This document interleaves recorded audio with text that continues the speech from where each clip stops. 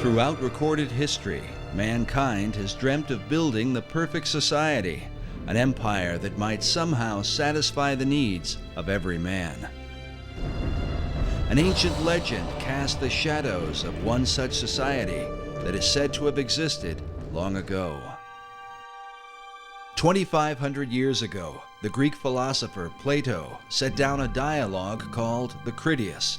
He recounted the story of an ancient Greek poet and statesman named Solon. Solon had journeyed to Egypt in search of wisdom to help the government of his beloved Greece. The Greeks had been beset with factions and troubles, so Solon took counsel from the priests of the city of Sais. An old priest told him, "O Solon, Solon, you Greeks are never anything but children. There is no old opinion handed down among you, nor any science that is white with age."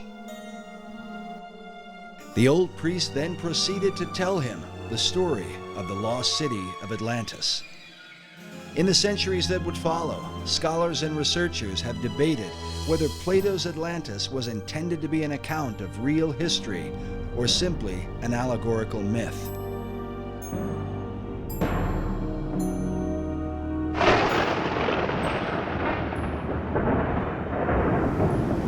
Some even suggest that Atlantis was really the antediluvian world, the wicked society destroyed by the wrath of God in the great flood of Noah.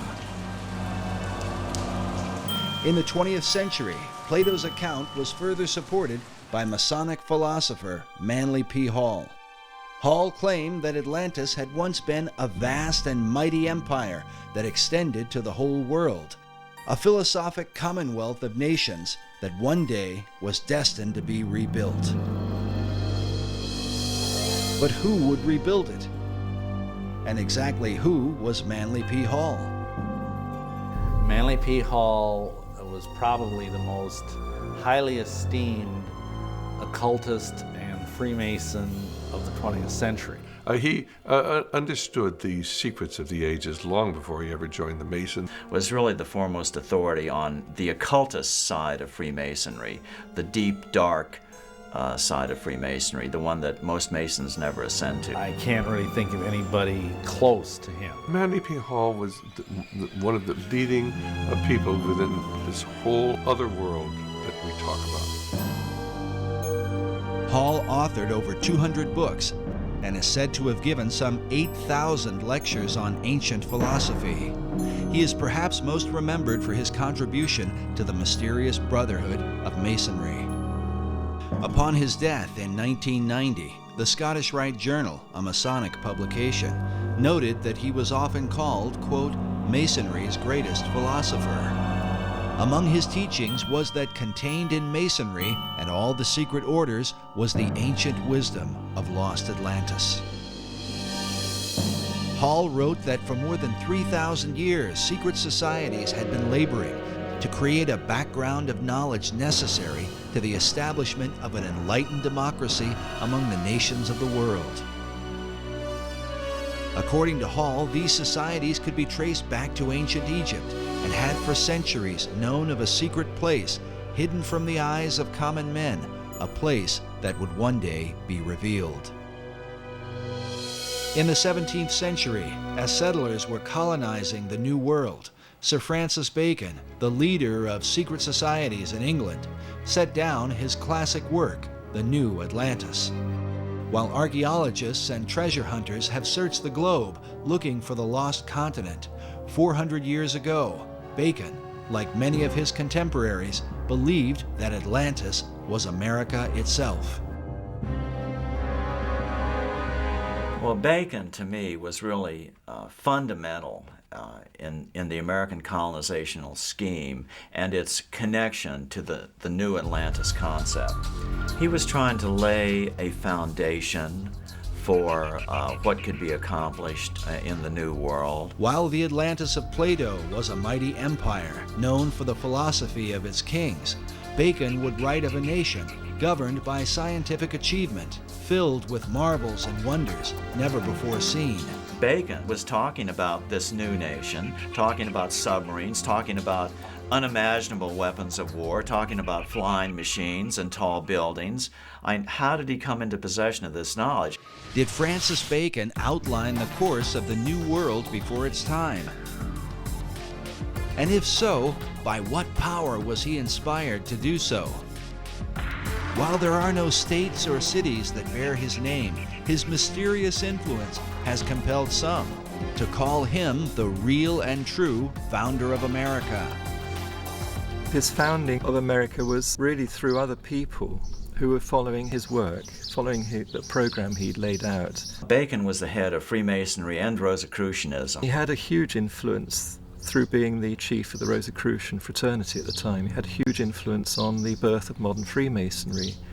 And many of those Rosicrucians actually went into Freemasonry at that time to lift it up to its new level. And Freemasonry has a major influence on the founding of America.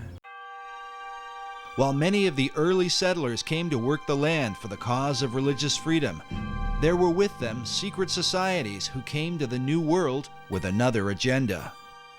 Secret societies came to America shortly after the Pilgrims arrived, and they were sent by a man named Sir Francis Bacon. You get this very strange mixture of people, many of whom understood even then the advantage, spiritually and otherwise, to having secret orders. Unless you understand the influence of the occult societies on the development of America, on the establishment of America, upon the course of America, why you get completely lost studying our history. And they were the ones through which this work was being put into operation in England, in Europe, and eventually in America and the world.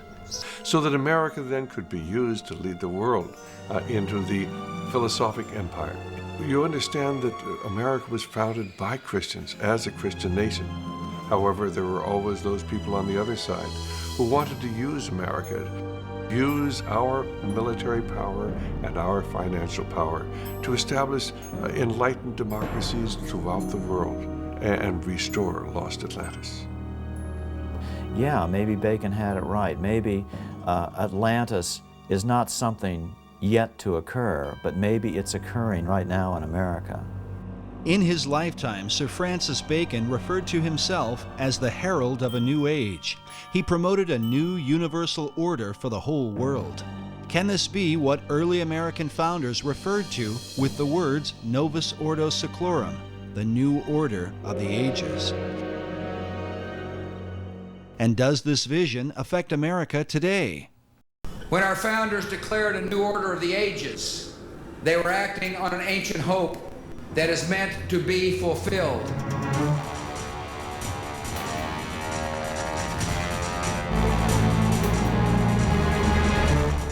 As America marches forward, spreading democracy throughout the globe, is she merely promoting freedom or fulfilling an ancient plan? Is she following a course planned for centuries by men who believe she is chosen for a secret destiny?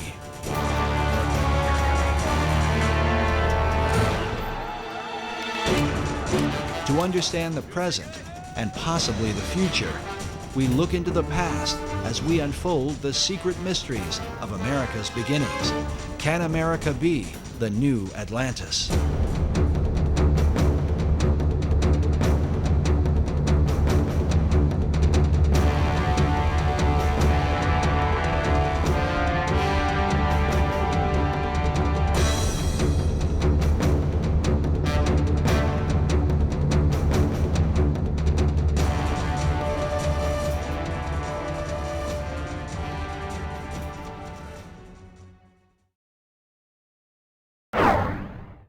The movie National Treasure revealed to many the role of Freemasons in the founding of America.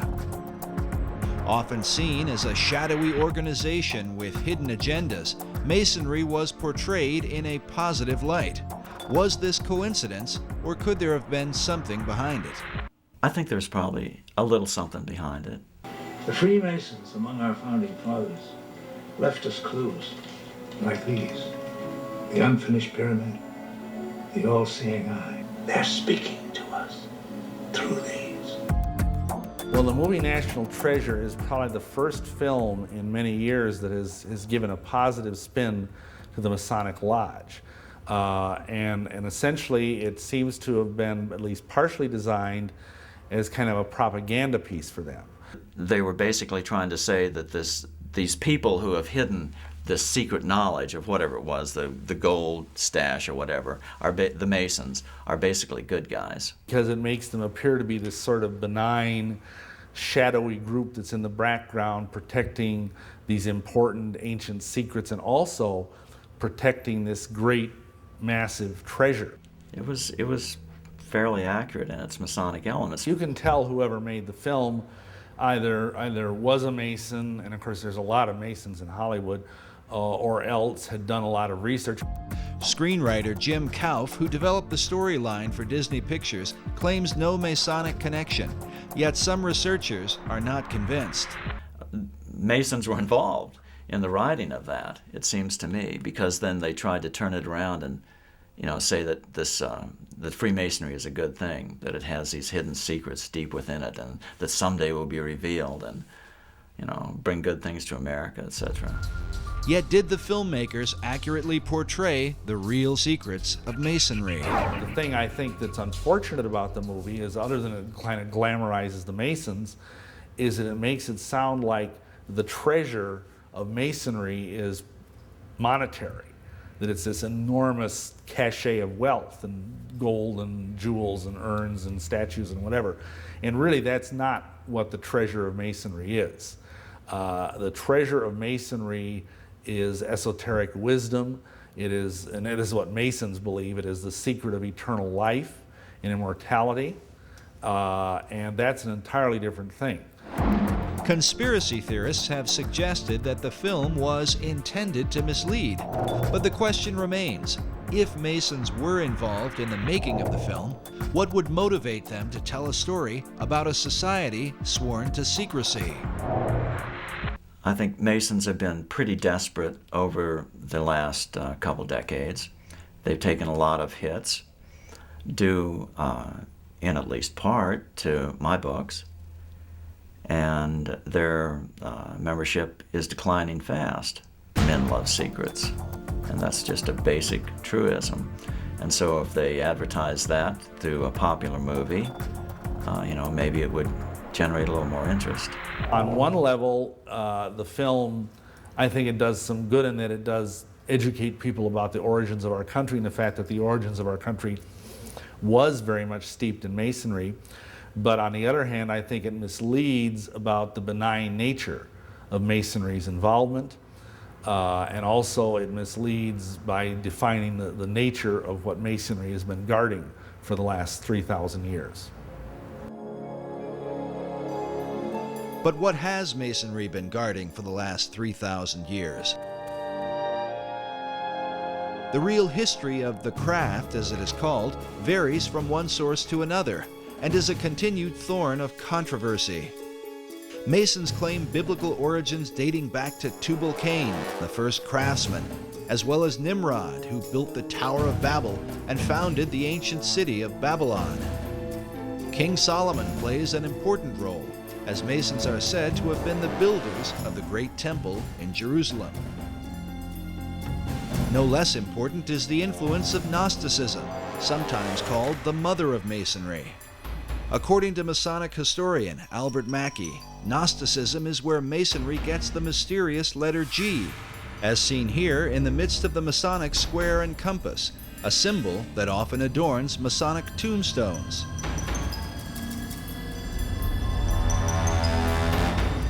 Known for rejecting the biblical Gospels, the Gnostics claim to be the real Christians, an issue the apostles spoke vehemently against in the New Testament. The Gnostic Gospels have been promoted by writers like Elaine Pagels and celebrities such as Jane Fonda. It was the Gnostic teachings that formed the heart of Dan Brown's blockbuster book, The Da Vinci Code. The Gnostics were known to express a humanistic view of Christ, a view they are said to have exploited for the purpose of justifying their debauchery of women. Hence the tales of Jesus and his alleged relationship with Mary Magdalene, a view often attributed to the Gnostics and repeated in Brown's controversial book.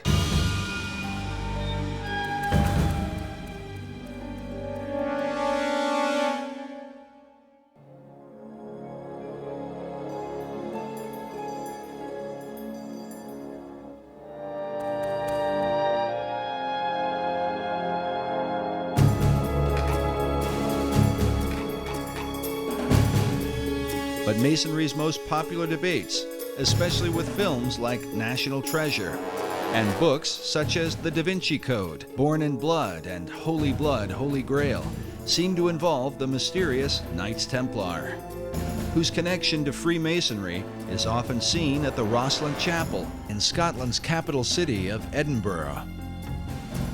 A place that not only reveals much about the Templars and Masonry, but within may be secrets to the founding of the New World.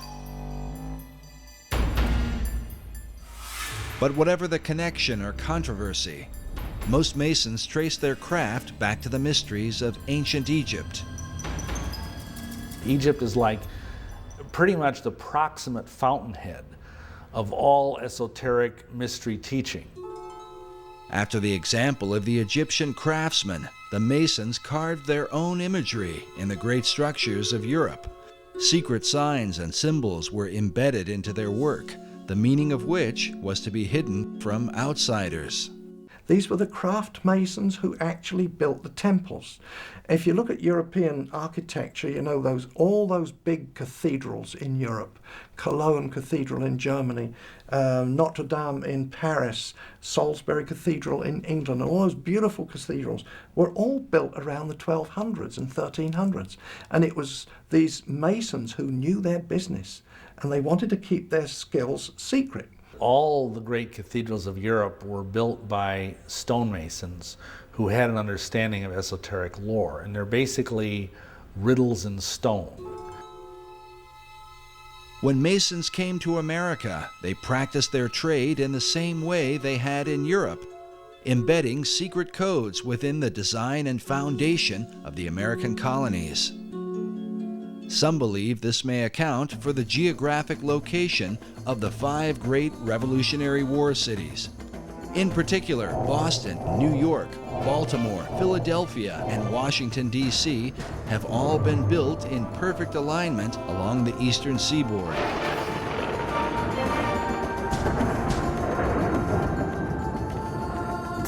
Researcher Jim Allison believes this alignment may be a part of something greater. Let me say this, I think it is very unlikely that the alignment is coincidental. According to Allison, the alignment of cities and ancient sites are part of a series of great circles that encompass the earth. These circles are supposedly like lines of power upon which significant sites are built. The simplest example, the most obvious example of a great circle, though, is the equator, because it runs around the center of the earth. It runs due east-west. Meridians of longitude, which run due north-south through the north and south poles, if you extend it all the way around, those are also great circles because they run through the center of the earth. Allison claims that mystical sites like the pyramids, Easter Island, the Mayan and Aztec cities are all built upon these great circles.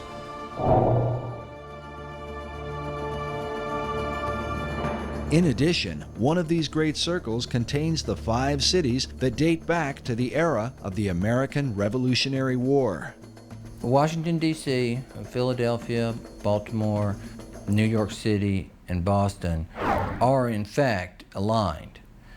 They're fairly close together. The distance from Washington, D.C. to Boston is 400 miles. And as a result of that, you can see the alignment just on a flat map, because the curvature of the earth is not so much over that distance to distort it. But on a three-dimensional map, it's even clearer. But is this just a curious coincidence, or could there be some hidden meaning behind it? In the 1920s, an Englishman named Alfred Watkins noted a series of straight tracks or lines upon the Earth's surface that seemed to connect the ancient monuments and holy sites around the world. What he found was that in a number of cases, a number of these monuments were aligned in dead straight lines that extended from a few miles to, in some cases, many miles. He coined the term ley lines to describe and to explain these alignments. Watkins believed that there are some type of grid lines that run through the earth, of lines of energy or magnetism or electromagnetism or some other kind of attraction over the earth. And that's what he described as ley lines. Watkins believed that the builders of these sites were aware of these lines that ran through the earth and that they intentionally built these monuments on these lines. While Watkins' findings were not openly received by all, his views have been most often embraced by members of the esoteric community. In the occult, there's this concept of ley lines, L-E-Y, which are lines of force that some people say are like the acupuncture points of the earth. And you always want to build things on a ley line. All of the great cathedrals of Europe are built upon these ley lines, which are like currents of power. These currents of power are thought to have magical significance. Some believe they act as portals for spirits to travel to and from the ancient monuments that fall within these alignments. But the question remains, were such power lines important to the builders of early American cities? Were they aligned with a secret purpose in mind? It's very important where the pyramid of Khufu is built, the Great Pyramid. And it's very important where Stonehenge is built. There are several great circles that ancient monuments are aligned with. And in some cases, ancient and modern development is aligned with. Extending the alignment from Boston to the northeast towards Europe, the alignment crosses over the Atlantic and crosses into England and crosses over Stonehenge, which of course is one of the more significant monuments, certainly in England and arguably anywhere. Can it be coincidental that the early colonists built these 5 cities in perfect alignment with each other and in perfect alignment with Stonehenge? Allison admits that many of the ancient monuments are aligned on ley lines or great circles within a fraction of 1 degree, a distance that sometimes equals 15 or 20 miles. But in the link between the Old World and the New, there is a 0 deviation between the 5 American cities and England's mysterious Stonehenge. According to Allison, they are perfectly aligned.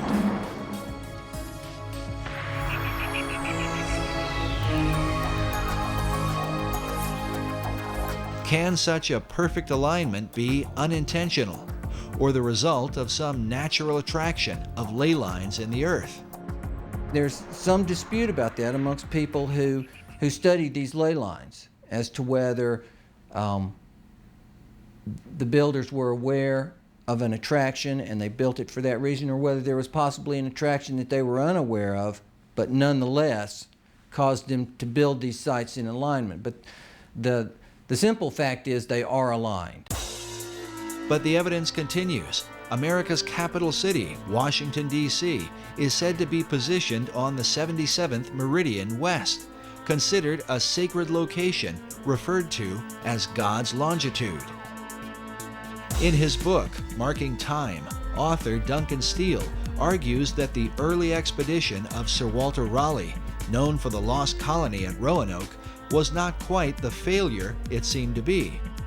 Raleigh's intent, according to Steele, was not really to establish a colony, but rather to capture God's longitude by locating the 77th meridian. The goal of the occultist who understands these concepts is to have things exist within the sacred harmonies of the earth. And if indeed they believed that the 77th meridian was somehow very sacred, then it would be incredibly important for them to plant their flag there. In Washington, D.C. is even found Meridian Hill, said to mark the precise location of the sacred longitude. Raleigh himself was a member of Bacon's secret society in England. Was he sent on a mystical journey so that America might be designed according to esoteric principles from the beginning? and how many others came ashore as a result of the Baconian influence. The Rosicrucians came ashore very early on in the founding of the New World. The Masons were also there from the beginning, and I think from very early on, this if you will, cartel, this occult cartel of various groups, basically had it as their goal to establish a society on this continent that was wholly given over to esoteric goals.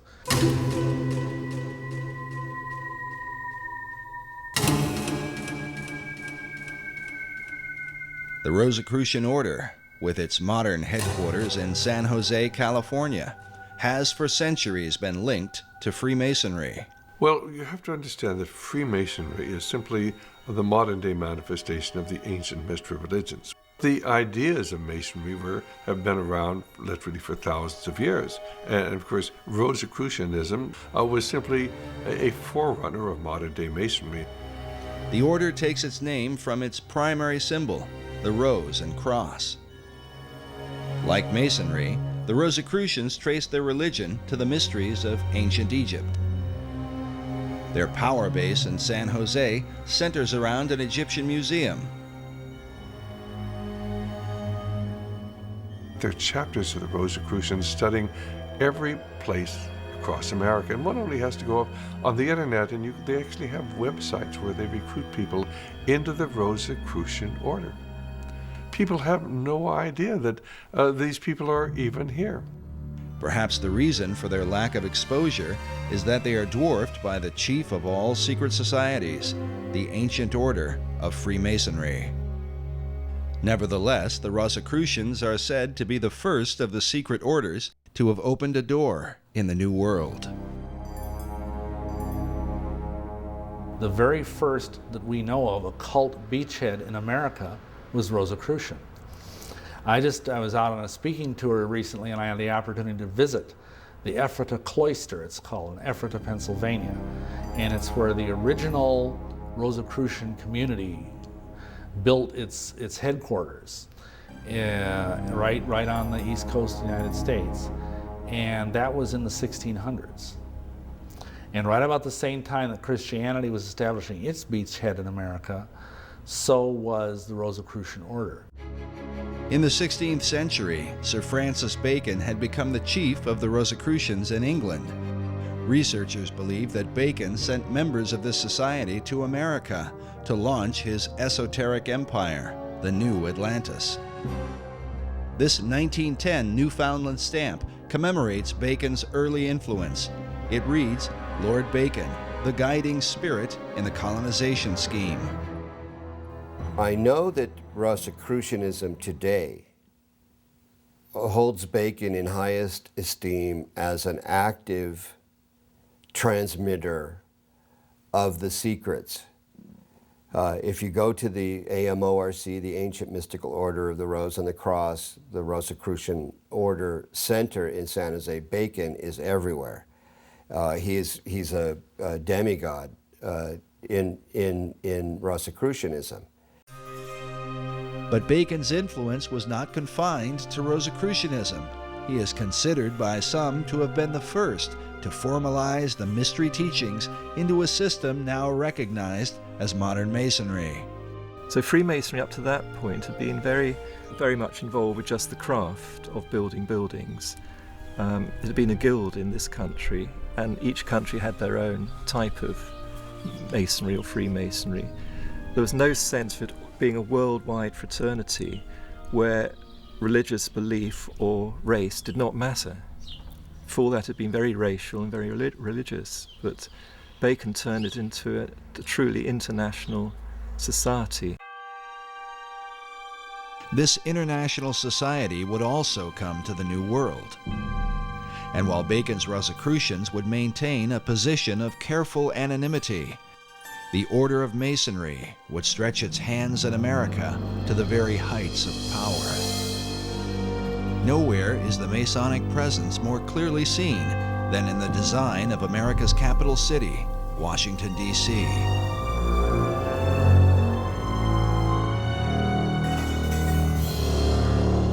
Yes, Washington, D.C. is completely based on Masonic architecture. The whole architecture is laid out in an occult manner with Masonic symbology. Every major building in Washington, D.C. has a Masonic plaque on it.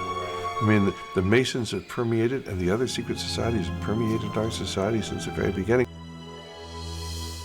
In his book, The Secret Architecture of Our Nation's Capital, author David Oveson confirms the esoteric influence of Masonry in the design and building of Washington, D.C. Oveson reveals the occult ceremonies surrounding the laying of the city's cornerstone, a ritual that involved the father of the nation, George Washington. 200 years later, in a ceremony commemorating this event, Senator Strom Thurmond, himself a 33rd degree Mason, is pictured alongside the cornerstone upon which is carved a Masonic square and compass. If you either look at the map of Washington, D.C. or try and drive in Washington, D.C., you think it must have been designed by a nutcase. But actually it was designed by a Freemason, a French Freemason named L'Enfant. I think Pierre-Charles L'Enfant was his name. And it's full of esoteric symbolism. Oveson writes that, like the pyramids of Egypt, the entire city was built in alignment with the stars, and suggests that the hidden purpose for the Masonic rituals is that America might be empowered by the gods of the ancient world. Can this be the reason for the pagan god and goddess images that have come to represent America? Tradition often claims that America was founded as a Christian nation only. But if this is the case, why are its symbols those of the pagan religions rather than images of Christ, the apostles, and stories from the Bible? Well, I think that this is where the great confusion comes in. America was founded as a Christian nation, but it was also founded as an occult nation. And there have always been two parallel forces here in America. One the Christian, one the occult, dating back into the 1600s. And until you understand that, you can't understand anything going on in the world today. The conflict between Christianity and the occult has compelled some to reject entirely the influence of God in early America. In February of 2005, CBSNews.com posted an article titled Our Godless Constitution. In it, author Brooke Allen wrote that our nation was not founded on Christian principles, but on Enlightenment ones. God only entered the picture as a very minor player, and Jesus Christ was conspicuously absent. A chief issue of debate are the very symbols that define the United States. Where did they come from, and what or who exactly do they represent? For many, the answers lie in the secret societies. I mean, you can see their influence on the back of the Great Seal of the United States, where in 1782 they put on a pyramid capped by an all-seeing eye with the slogan beneath, Novus Ordo Seclorum, the new secular order of the world. That was in 1782. It was put on the back of the Great Seal of the United States, hidden there until about 1935, when it was taken off the back of the Great Seal of the United States and put on the back of the American dollar bill, where it is today, symbolizing the influence of the secret societies on America.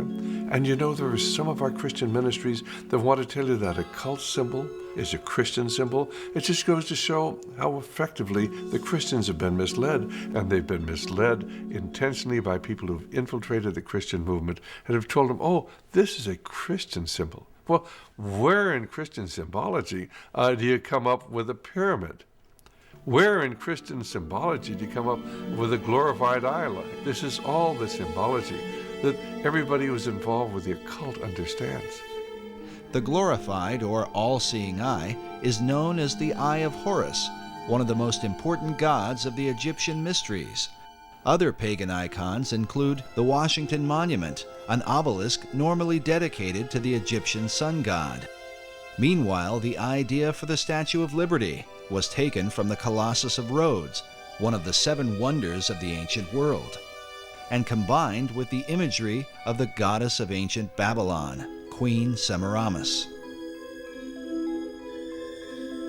But what do these esoteric elements tell us about the founding fathers of America?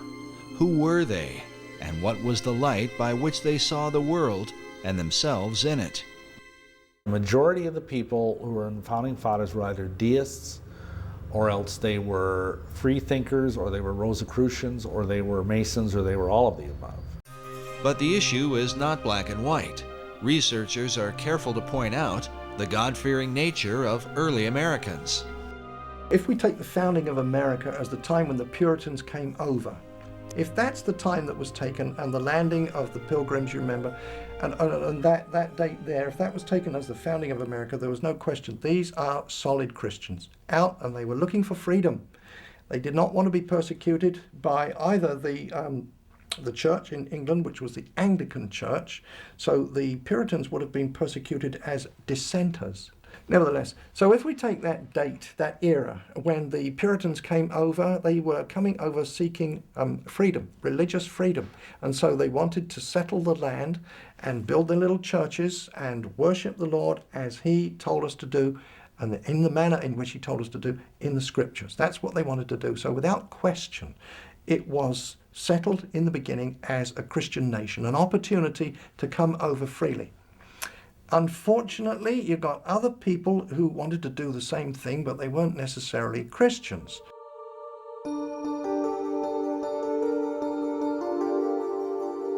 By far, the chief source of contention is the involvement of the Founding Fathers with secret societies, namely Freemasonry. Certainly at the time when the Declaration of Independence was signed, many of these people were involved in Masonry, no question at all about it. But it wasn't because they were dedicated to the esoteric principles of Masonry. Many of these people were strong Christians. In America, initially, the men that were elected, I believe 90% of them were all God-fearing men. People, on the esoteric side want to say, oh, this was a Masonic country. And there's an element of truth in that, because certainly there were many Masons, once America was established, who were working in key positions. I believe the truth is somewhere in between, as it usually is, the two extremes. It's a timeless struggle. Both sides of this power struggle are in full play. The sides of the secret societies, trying to push forth the new Atlantis. And so it doesn't surprise me that most of these men in the Continental Congress or the signings of the Declaration of Independence were Masons or whatever. That doesn't surprise me. It doesn't even bother me, because I know that underneath them is a vast horde of people that were biblical Christians. Masonry's history with America is filled with both mystery and controversy. Because of its secrecy, and because its members are bound by terrible blood oaths, Masons are reluctant to come forward with testimony. It's a secret society. It has always been a secret society. And to reveal anything about these secret societies ensures your death. And people who've tried to expose Masonry, even to this very day, risk their lives in doing it. Yet from the shadows, some light appears. When you actually go into Masonry in the first 3 degrees, why, you promise that if you are ever reveal any of the secrets of Masonry in the first degree, why you'll have your tongue cut out, and you'll be buried in the sands of the sea up to the level of your neck at the level of low tide. And at the second degree, I believe they cut out your heart, and the third degree, they're going to cut out your entrails and burn them.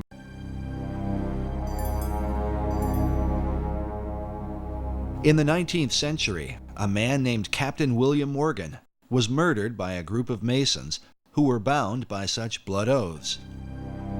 Well, Captain William Morgan was a guy up in Batavia, New York in 1826. He was the first American to publish the first 3 degrees of Freemasonry, of the Blue Lodge. The things you had to say, the oaths you had to take. And Masons didn't like that very much. Captain Morgan had violated his oath by writing a book to let people know about the terrible oaths of this terrible society. Feeling a responsibility to the Masonic Brotherhood, 3 members of the order kidnapped Morgan to make him pay for exposing the secrets of Masonry. Hey, boy! Stop this! Who authorized this? This is ridiculous! Stop! He was captured by a group of Masons and taken and killed. And later on, the perpetrators made deathbed confessions of it all, so it was all very well known. Of these deathbed confessions, at least one has survived, given by a man named Henry L. Valance, whose insight into Morgan's final moments provides a heart-wrenching account. While Valance was never brought to justice for the crime, his final confession revealed a conscience haunted by a lifetime of guilt. If the mark of Cain wasn't upon me, the curse of the first murderer was. The blood stain was upon my hands and could not be washed out. Valance revealed how a council of 8 Masons had condemned William Morgan to death. Council has made a decision and decided your fate. Are you ready to pay for your betrayal? Talk to me, man. I've done what was right. And how Morgan had pleaded for his life on behalf of his wife and children. He commenced wringing his hands and talking of his wife and children, the recollections of whom in that awful hour terribly affected him. Please, my children, my wife. His wife, he had said, was young and inexperienced, and his children were but infants. You should have thought about that before you turned us in, before you wrote the book. May God have mercy on your children, because we will not have mercy on you.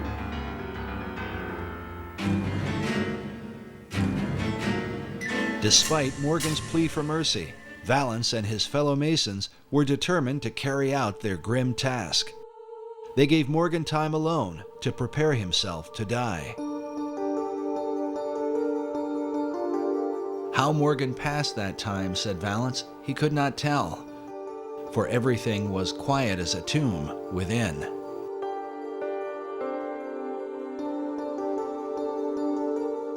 When they returned, they bound his hands and led him away to the awful fate they had prepared for him. The story was he was actually drowned after being mistreated horribly for a period of time. Well, when the word of this got out, and people began to realize this dangerous influence of Masonry within our society, why the membership of the organization fell off dramatically. As one investigator put it, as one writer put it, Freemasonry, which was rampant throughout the country at that time, almost dried up overnight.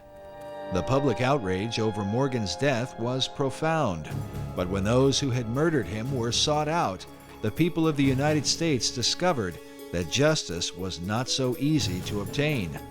The reason was given by the Reverend Charles Finney in his book, The Character, Claims, and Practical Workings of Freemasonry, first published in 1869.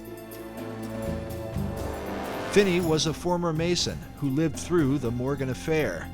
He claimed that justice in the case was impossible because nearly all the civil offices in the country were in the hands of Freemasons. According to Finney, even the newspapers of the day were completely under their control. Finney writes that it was found that they could do nothing with the courts, with the sheriffs, with the eyewitnesses, or with the jurors, and all their efforts were for a time entirely impotent. So this turned into a big brouhaha. It was a big Masonic scandal because it was all known. The Morgan incident became an issue of national importance, not simply because a man was murdered, but more importantly, Americans began to realize that their supposedly democratic country was being secretly controlled by the Masonic Brotherhood. And this led even to separate political parties, being anti-Masonic political parties being formed, and they were even called the Anti-Masonic Party. They ran candidates for president And they were significant parties. They weren't just minority parties. So it was a really big deal. The Anti-Masonic Party was the first third party in American politics and eventually became the Whig Party, which is more widely recognized. The party itself was led by former President John Quincy Adams, who wrote a collection of letters and essays against Freemasonry. How can you have a free society when you have people who belong to these secret societies and have sworn these terrible blood oaths? You can't have a free society. And that's what John Quincy Adams was writing about. Adams wrote, "I do conscientiously and sincerely believe that the order of Freemasonry, if not the greatest, is one of the greatest moral and political evils." As a result of the Morgan incident, a series of official investigations took place. In 1829, a New York State Senate committee published its findings on Masonry, stating that its members were found in almost every place where power is of any importance. 5 years later, in 1834, a joint committee in Massachusetts reported that Masonry was, quote, "a distinct independent government within our own government and beyond the control of the laws of the land by means of its secrecy." Well, the influence of Masonry has always been here since those days. And of course, within 15 or 20 years, why the membership of Masonry had reconstituted itself. It said they got down to only about 5,000 members there when Masonry was really exposed. But people soon forgot about the terrible things that had happened. And the fact that if you were a Mason, they really would kill you. Most people look upon Masonry as simply a fraternity, and these oaths have no meaning. But tragically, they do. A monument was erected in Batavia, New York, and remains to this day, in remembrance of what happened to William Morgan. The inscription on its base reads, "To the memory of William Morgan, a native of Virginia, a captain in the War of 1812, a respectable citizen of Batavia, and a martyr to the freedom of writing, printing, and speaking the truth. He was abducted from near this spot in the year 1826 by Freemasons and murdered for revealing the secrets of their order." The monument goes on to tell the reader where they can find the historical records that document the Morgan account.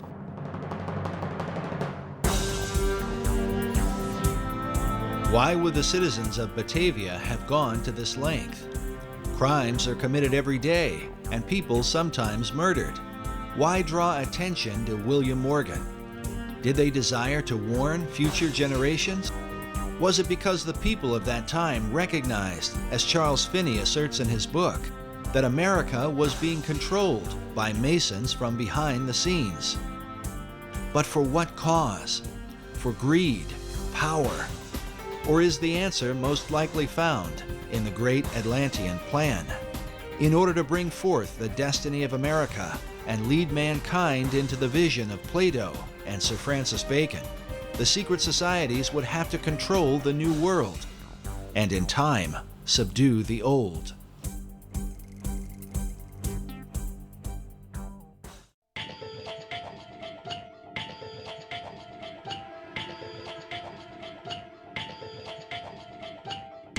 But how to bring about this utopian empire? In his writings, Sir Francis Bacon called for a universal reformation of the whole wide world. To bring about this reform, some believe the secret societies launched a world revolution. People do not understand that our revolution was the first in a series of revolutions that began in 1776 and extended right up until the Cuban Revolution in 1959, when Fidel Castro came to power. And this is a series of revolutions to transform the world. While most Americans did not fight the War of Independence for the cause of global revolution, it is undeniable that secret societies played an important role and that many of America's founders were Freemasons. Many of them were Masons, but they were into Masonry because, of course, this was the only way that they could protect themselves. This was the only way they could keep from being found out. So they were plotting a revolution. They had to have a means of maintaining their secrecy. I think Masonry was in fact used as a built-in network, a secret network in which to foment the American Revolution. They didn't have to put a network together, it was already there. All they had to do was sort of ride on the back of Freemasonry to make the American Revolution work. And work it did with the help of Masonic ingenuity, beginning with the kickoff event, the Boston Tea Party.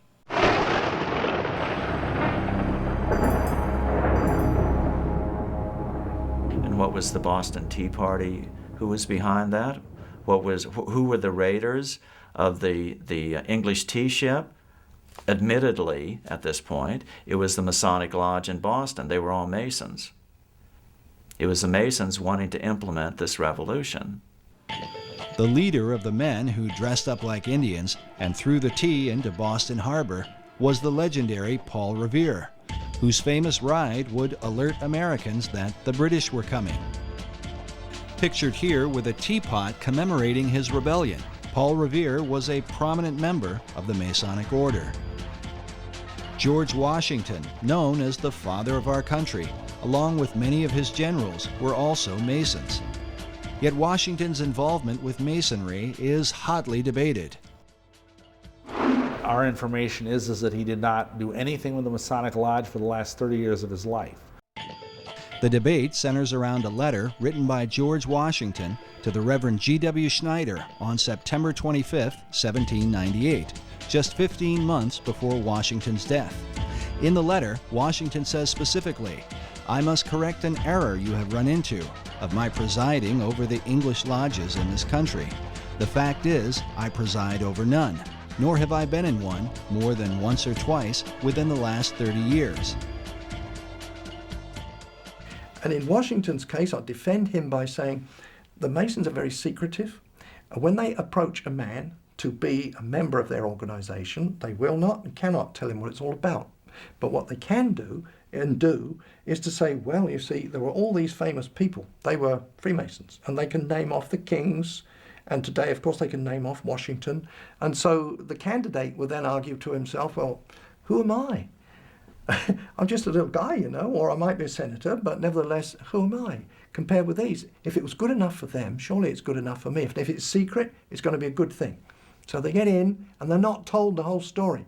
They're not told in the first, second, or even third degree. They're not told the whole story, but little by little, as they acquire more knowledge and as they are deemed to be faithful to the cause, they are told more. And that's just how they get the people in. It is only fair to mention that many Masons continue to insist that Washington was very active in the craft.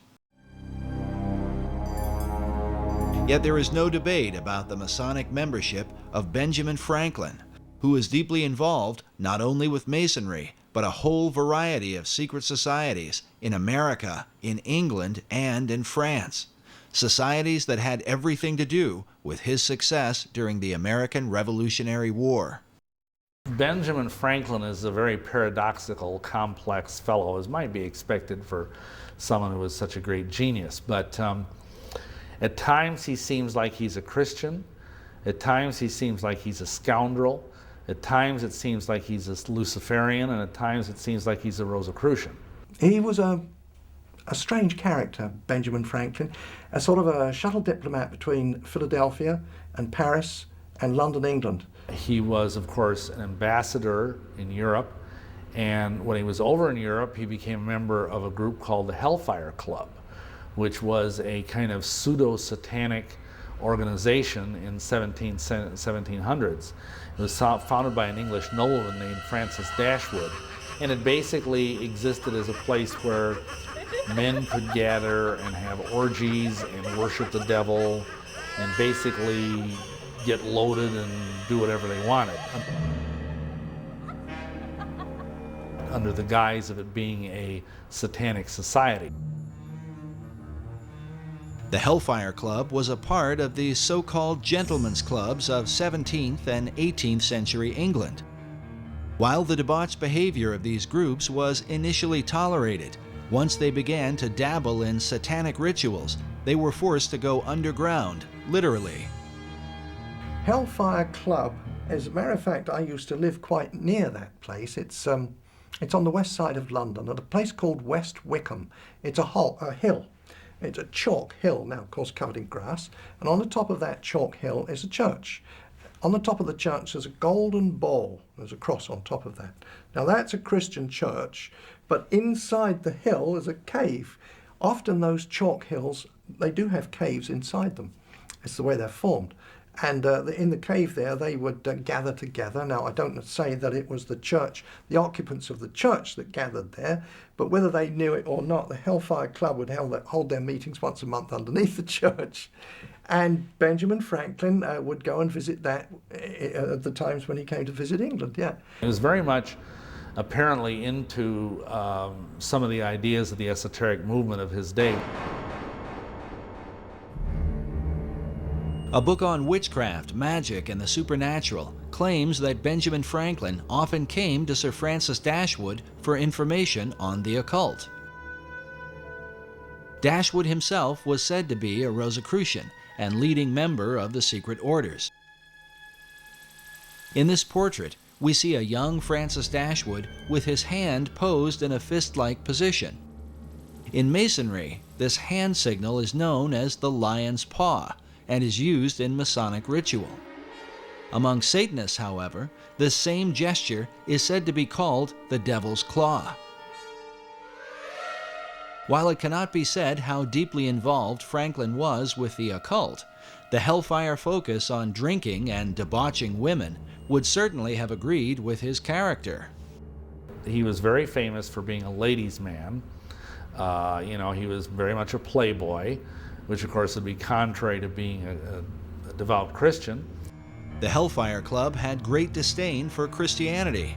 In fact, they did not call themselves Hellfire, but rather the monks of Medmenham Abbey. Such parody was the influence of a French priest named François Rabelais, condemned as a heretic for writing a series of perverse comedies called Gargantua and Pantagruel. In them, Rabelais mocked religion, glorified immorality, and defended man's right to pursue without restraint the desires of his own will. Adopting his philosophy, the Hellfire motto was, "Do what thou wilt shall be the whole of the law." Could this have been what attracted Franklin to the group? An opportunity to escape the puritanical tendencies of America, while in England to pursue lusty desires that would have been openly condemned by his fellow countrymen, at least at that time. But more than a century later, the Hellfire motto would be adopted by British occultist Aleister Crowley, who was often called the wickedest man in the world. Like Francis Dashwood and the Hellfire members, Crowley took part in satanic rituals, most famously at his Abbey Thelema in Sicily, a name taken from François Rabelais' anti-Christian parodies. Crowley's hatred for Christianity was so intense he often referred to himself as the Beast of the Apocalypse from the Book of Revelation. He was a Freemason and a Rosicrucian who made Do What Thou Wilt famous through the 20th century, with followers like L. Ron Hubbard, the founder of Scientology, Harvard professor and drug guru Timothy Leary, and even Beatles founder John Lennon. Crowley is often credited with sparking the 1960s cultural revolution, the do-your-own-thing mentality dedicated to sex, drugs, and rock and roll. What could be called the modern legacy of men like Franklin, Dashwood, and the Hellfire Club.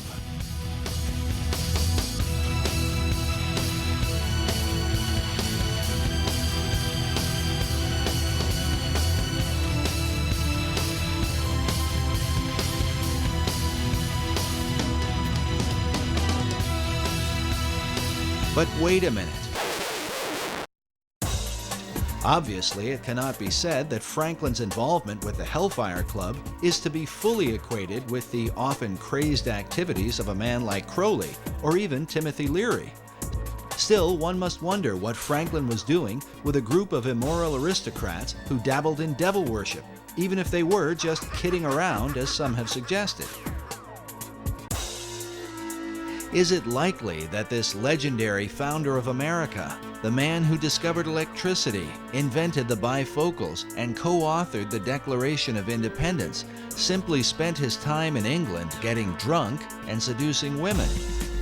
Franklin was known to be a crafty fellow. Could his dealings with Dashwood and the Hellfire Club have somehow been a part of a greater agenda? After all, Sir Francis Dashwood was no ordinary drunken rake. He also happened to be a member of the British Parliament and was a close friend and advisor to King George III, the man the American colonists would rebel against. The Hellfire Club itself were made up of English nobility, some of whom held high offices in the king's government. Was it mere coincidence that these men, close friends of Franklin, just happened to be in power when the British were defeated? In his book, The Occult Conspiracy, author Michael Howard chronicles how Benjamin Franklin came to England in 1758 to discuss the future of the American colonies with Sir Francis Dashwood. Meanwhile, British historian Richard Deacon, in his History of the British Secret Service, claims that Dashwood's Hellfire Club functioned as a center of English espionage. Because of Franklin's many clandestine activities, some involving a British double agent named Edward Bancroft, Deacon and fellow historian Professor Cecil B. Curry speculate that Ben Franklin may have been a covert spy for the British government, known either as Number 72 or with the code name Moses. But was Franklin working for the British? Or were secret powers within the king's own government working with Franklin for the ancient plan of all secret societies, the New Atlantis? Why would British intelligence refer to Benjamin Franklin as Moses? Normally, enemies are given names like Carlos the Jackal or the Butcher of Baghdad. But Moses? Was the name itself a kind of cipher or secret code? Had they already determined that as Moses led the children of Israel from the bondage of Egypt, so Franklin would lead the American colonies to freedom from King George? Could this be why Benjamin Franklin's initial design for the Great Seal of the United States was that of Moses, standing on the shoreline of the Red Sea as the waters destroyed Pharaoh and his army, with the motto, "Rebellion to tyrants is obedience to God"? Coincidence? Maybe. Yet in his book, America's Secret Destiny, author Robert Hieronymus, whose doctrinal thesis on the reverse of the Great Seal has been used by the White House, the State Department, and the Department of the Interior, makes the comment that Franklin's design for the seal represented, quote, how he viewed America's birth and destiny. Did Franklin really see himself as Moses, defeating King George, the colonial pharaoh, with the help of Dashwood and the Hellfire Club? An alarming theory. But for British intelligence to undermine King George on behalf of a secret agenda should not be terribly surprising, at least not to the modern American. Consider the conflict between President John F. Kennedy and the CIA during the Bay of Pigs invasion. The CIA reportedly lied to the president on behalf of their secret agenda involving an assassination attempt on Fidel Castro, something that would later lead to the Cuban Missile Crisis. JFK was so surprised at their power, believing it to be a threat to the American people, he vowed to shatter the CIA into 1,000 pieces. Or what about the Iran-Contra affair, where President Ronald Reagan stated emphatically that the U.S. was not providing arms to Iran in exchange for hostages being held by pro-Iranian terror groups? In spite of the wildly speculative and false stories about arms for hostages and alleged ransom payments, we did not, repeat, did not trade weapons or anything else for hostages. But Reagan soon returned with an apology once he learned that, yes, the U.S. was illegally selling arms to Iran, an enemy country. The profits from the sales were then being used to finance a secret CIA operation involving the Contras in Nicaragua. As with JFK, Reagan claimed that he had been manipulated and lied to by secret powers within the intelligence community. Is going on that had been kept from me in various covert Mr. operations. President, did they deceive you? You didn't answer whether Poindexter and North deceived you. Presidents Reagan and Kennedy were humiliated at being the most powerful men in the world who were unaware of what the hidden powers in their own government were up to. Well, at least in the case of Kennedy.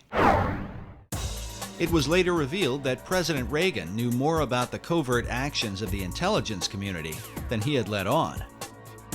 After all, his vice president, George Bush Sr., was the former head of the CIA and a member of an elite secret society known as the Skull and Bones. Some find it interesting that while in office, President Reagan was made an honorary 33rd degree Mason.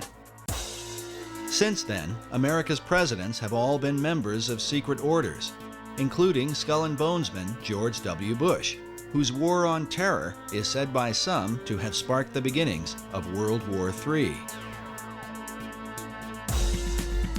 Bush claimed it was the CIA who provided the information about weapons of mass destruction that ultimately led to the war in Iraq. As of the making of this documentary, that information has turned out to be false. An intelligence error? Maybe. Or perhaps the same powers that were working in the days of Benjamin Franklin have never really ceased to function. Is it just a coincidence that the war on terror has provided the opportunity to spread democracy to all the world? And this is what people don't understand, as our president talks about how we want to bring democracy to all these countries of the world. Well, why doesn't he want to bring a republic to these countries? We were a republic. We were never a democracy. It is only the people from the mystery religions and the secret societies who are pushing this idea of world democracy, or this combination of enlightened nations, enlightened democracies to rule the world. As incredible as it may seem, there are really people who believe that. They're working full-time to accomplish that goal. And until you understand that they are the primary force behind the wars of this last century and World War III, which we are entering into today, unless they understand that the whole idea is to create this reestablishment of what they believe is lost Atlantis, this wonderful utopian society that they believe existed eons ago. Anybody who studied the history of America knows we were not established as a democracy. Our founding fathers didn't believe in democracy. They wanted a republic, a government of law, not the democracy, which is what the secret societies have been working for well over 3,000 years. Could this be the secret behind what's happening in the world today? And was this the underlying motive in the war for American independence? To wrestle the new world from the power of the old, that it might in time be used to bring forth the great Atlantean plan, envisioned by Sir Francis Bacon. Benjamin Franklin certainly knew the works of Francis Bacon and all the ethics and things that he was trying to establish. Bacon was a man that Benjamin Franklin had much in common with. Both men were the leading scientists of their time. Both men were involved in printing, and both men published works that helped to transform the people of their generation. Both men developed their own system of ciphers and secret codes, which they used for intelligence purposes during wartime. And both men were deeply involved in the Masonic and Rosicrucian movements of their day. Franklin was a member of Masonic and secret orders in America, in England, and in France, the three countries involved in the American Revolution. But some researchers argue that his influence in France truly demonstrates his loyalty to a plan that looked beyond America, to a global revolution. He was the master of the Lodge of the Nine Sisters, Neuchoir, the Lodge of the Nine Sisters right in Paris, and that's where the revolution started, incidentally. So he was lodge master there every time he visited the place. He, as so many young people, very intelligent people, really believed that man could create a better society without being totally reliant upon God. And of course, we know that eventually he went to France, and when he was in France as the American ambassador to France, he was instrumental in pushing these ideas that led to the French Revolution. Franklin went to France to convince King Louis XVI to finance the American Revolution. But in the process, Franklin was preaching radical ideas that would later on inspire the French to overthrow Louis, the very monarch who had helped to pay for the founding of America. Americans desperately needed money to fight the War of Independence because, according to Franklin, England had ruined their economy to keep America from becoming too prosperous. When he was ambassador to England, the Bank of England said, how come America, the representatives of the Bank of England said, how come America is getting so rich? And Franklin, in his autobiography, recounts the story. He said, well, that's easy. In America, we create our own money and we owe no interest to pay to no one. So the Bank of England said, oh, that's very interesting. So they immediately had passed through Parliament the Currency Act of 1764. And what did the Currency Act do? It outlawed the creation of America's own money and put America on the gold standard, made Americans pay their taxes in gold or silver coin, which of course was very scarce in the American colonies in those days. So what was the result? It immediately plunged America into a deep depression. Franklin says that this depression, and everyone in America was well aware of what the depression, who caused the depression, and why it was caused, just because England outlawed America just simply printing its own money, and that it was this Currency Act of 1764 that was really the root cause of the American Revolution, because it caused so much unemployment and a terrible economic upheaval. And Franklin's quote is, we could have endured a little tax on tea and other matters, but it was England's taking away our ability to create our own currency that was really the root cause of the revolution. And so King Louis supported the American cause through financial aid and the use of troops. But some years later, many of the French soldiers who fought for America would return to France to fight the French Revolution. Among their leaders would be an American hero, the Marquis de Lafayette, who served alongside George Washington. Lafayette was also a Freemason and close acquaintance of Benjamin Franklin, the man who seemed to be the friend of nearly all the revolutionaries of the day. It was Benjamin Franklin who initiated Voltaire himself in 1778. He could then brag and say, "Oh, Voltaire was a Mason." Ooh. People would say, if it's good enough for him, it must be good enough for me. I don't know what it's all about, but it sounds like a good thing. While the writings of Voltaire inspired the French revolutionaries, Americans were compelled by another of Franklin's close friends, Thomas Paine. Thomas Paine was a member of the Lunar Society. Benjamin Franklin would go and meet with them, yeah. Anyway, he recognized in Thomas Paine that the fellow was, he was pretty good at writing. And so he brought him back with him to Philadelphia. And he wrote the pamphlets that started the revolution in America. It was a little booklet called Common Sense. Thomas Paine wrote that, and it was kind of inciting people to war against King George III. With the help of Paine and his fellow Masons, Franklin worked to create the revolutionary mentality among the colonies. Yes, Franklin developed the concept of the virtuous revolution. The thought of revolting against a monarch amongst European people was absolutely anathema. It went totally against the European mindset of the divine right of kings, where government is of God, kings are appointed by God, and so the virtuous revolution was something really different. But not all Masons went along with Franklin's ideas. like the man known as the Great American Trader, Benedict Arnold, also a Mason who chose to side with the British during the war. Nevertheless, for good or for ill, Masonry was clearly at the helm of the War of Independence. It seems ironic, however, that American Masonry today owes its allegiance to the very country it rebelled against. Modern Masons trace their official beginning to the United Grand Lodge of England, founded in 1717. The official start of modern Masonry is in 1717 in the Apple Tree Tavern in London, where the first Grand Lodge of England was convened.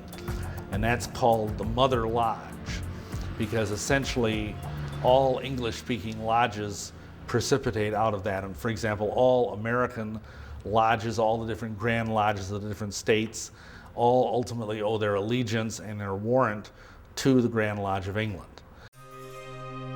Yet prior to the formation of the Grand Lodge, the seeds of modern Masonry had already been sown through the work of Francis Bacon. Francis Bacon established the Masonic organization, that whole body that was established by Francis Bacon. The ethical programs that were inherent within that, he was responsible for all those. His philosophy, his ethics, his literature that he was responsible for would certainly be known to Benjamin Franklin. Was Franklin following Bacon's plan? Was it mere coincidence that he was a chief catalyst in the launching of the American Revolution? Or that his influence would also bring about the revolution in France?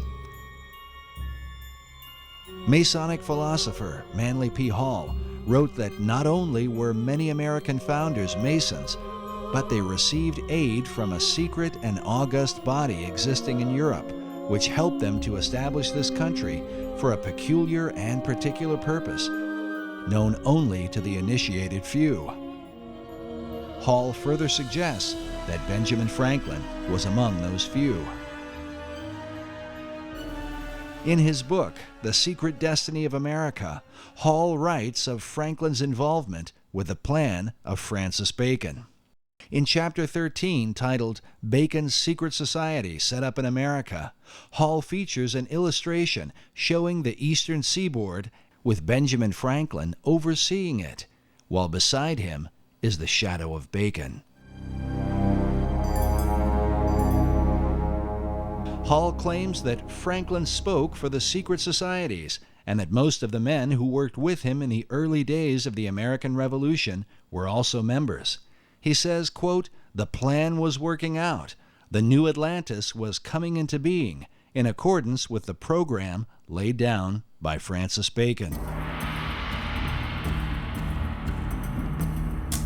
To those who have studied him, Sir Francis Bacon is one of the most enigmatic figures in world history. Baconian societies have existed for centuries since his death in 1626. All of them credit Bacon with the great advancements of the New World. Bacon is such an interesting character, such a complex character. He was right at the center of the storm politically. He even claimed in one of his writings that he was in possession of all knowledge. You can't say that he was ignorant of the Christian concept. He obviously had some concept of Christianity and speaks of the Lord Jesus Christ, and yet he's a proponent of the New Atlantis concept. Just a very complicated character. Bacon is known as the father of modern science and the grandfather of the English Enlightenment. The phrase, "knowledge is power," is often attributed to him and represents his philosophy, that through knowledge or science, mankind could transform himself and the world into its highest state of enlightenment. His dedication to science and learning led to the birth of England's premier scientific organization.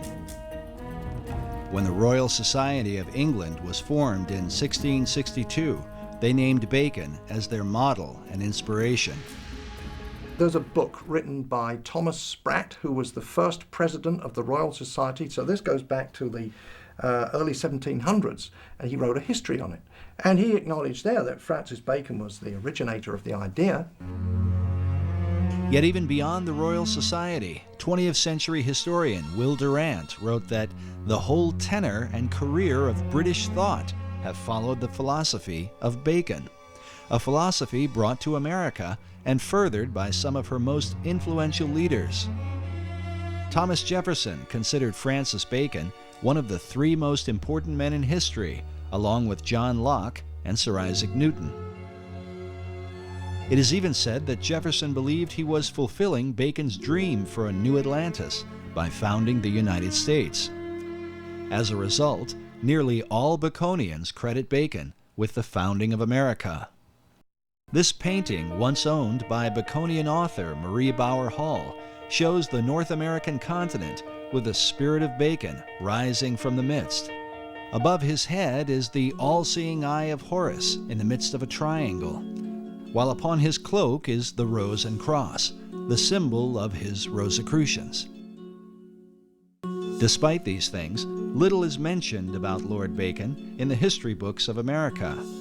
There are no states, cities, towns, or schools named after him, which begs the question, other than Benjamin Franklin and Thomas Jefferson, which of the founding fathers did he really influence? Which of those founding fathers were most influenced by Bacon's work? I would suggest it was all those who were Freemasons. Well, I think probably all the first presidents of America who were Freemasons, you could say, were influenced by him because of the influence that went into Freemasonry, but by Bacon. But I expect some were more influenced than others, or more inspired than others, and some may not even have known that Bacon was behind it all, in the sense of an inspirer. But maybe they all did. I mean, they were pretty intelligent men.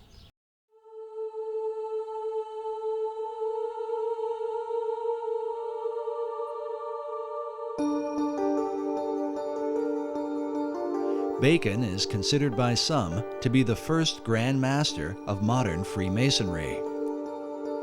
While the craft would not be officially established until after his death, it was Bacon who mapped out the plan for the ultimate aim of Masonry and all secret societies, the establishment of a new Atlantis. Peter Dawkins is the founder and president of the Francis Bacon Research Trust in England. He has dedicated more than 33 years to the study of Bacon, having written some 14 books about him, with titles such as Building Paradise and Francis Bacon, Herald of the New Age. My research into the life and work of Francis Bacon and all those connected with him, which also takes me back into the wisdom traditions, which I'm very interested in, and into also things like the founding of America, the spread of modern science, and many other fascinating subjects. It's like a gateway into a huge wealth of information and knowledge for today. Dawkins' work is supported by the Pro-Grand Master of English Masonry, the Marquis de Northampton. The Grand Master in England is Prince Edward, the Duke of Kent. Because he is a member of the royal family, Masonry allows Prince Edward to appoint someone to act in his place. As such, the Pro-Grand Master, Lord Northampton, is the acting head of all British Freemasonry. While he declined to be interviewed for this documentary, in his correspondence with our producer, he made it clear that he supports Dawkins' research and considers him an expert on Sir Francis Bacon. This is significant because the Northampton legacy dates back to the time of Bacon and Queen Elizabeth I. Today, Lord Northampton holds authority over Canonbury Tower, where Francis Bacon lived in his lifetime and where he is said to have met with his secret societies. It's a fascinating building, and quite a lot of it's still left. It was once a big mansion house, and there's one wing of it left, and also a tower, which was at the end of another wing, which has disappeared. And this tower is known as Canonbury Tower. And the whole mansion itself was was enlarged and decorated by a man called Sir John Spencer in Queen Elizabeth's time, and he'd had a year as Lord Mayor. He was quite an important guy in the City of London, and very, very wealthy merchant. And he had a home in London itself, and he also had Canonbury Mansion as his country home, because then it was in the country. You know, now it's just surrounded by London, you know, part of London, but then it was in the country, up on a hill, and a wonderful place to go to get the country air and good for your health. And Sir John Spencer was clearly involved with Freemasonry and the early Rosicrucian group, and he embellished all the rooms of the house with special carvings on the oak panelling, which have Masonic and Rosicrucian themes.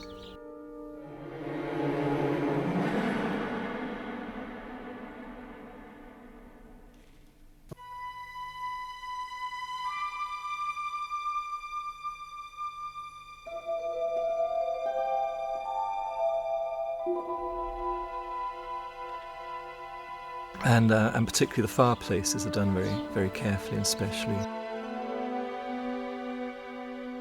But the Compton and Spencer rooms still have the original carved panelling in, and the carved fireplaces, full of Masonic and Rosicrucian themes. That was done by Sir John Spencer, and the carvings are dated around about 1598 to 1601, that period. Well, eventually the house was taken over by Francis Bacon when he was made Lord Keeper of the Great Seal and then Lord Chancellor, and he rented the house for the rest of his life.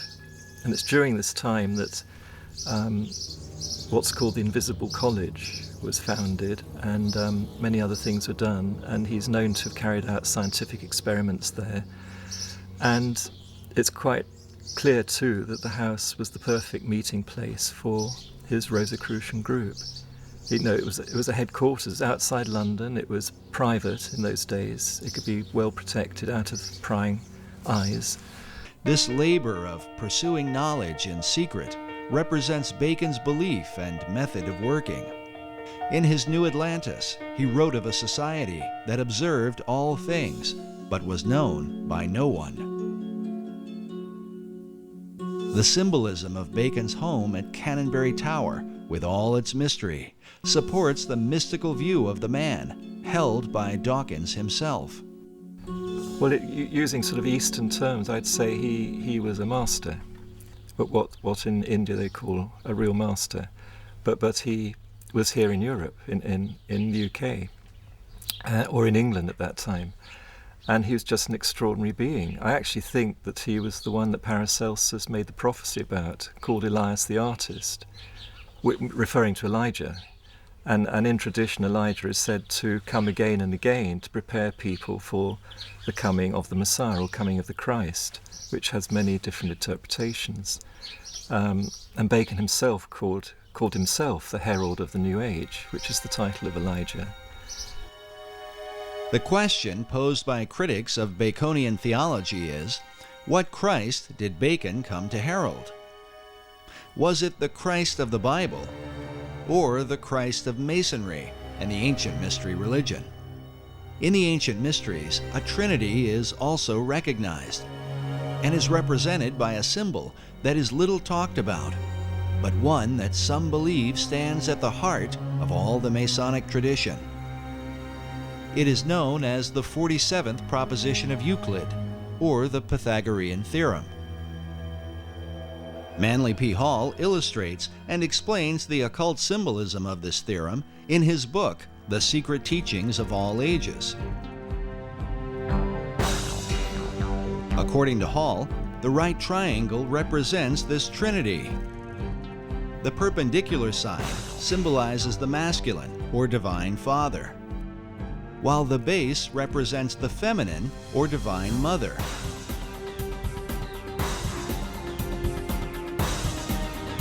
Finally, the hypotenuse is looked upon as the offspring of them both, the divine child, who is sometimes called the Masonic Christ. Was this what Bacon came to herald? a Christ that delivers man through knowledge or science. According to Peter Dawkins, Bacon's desire was to deliver mankind from the fall he had suffered in the Garden of Eden, to restore him to paradise through what he called the 6 days' work.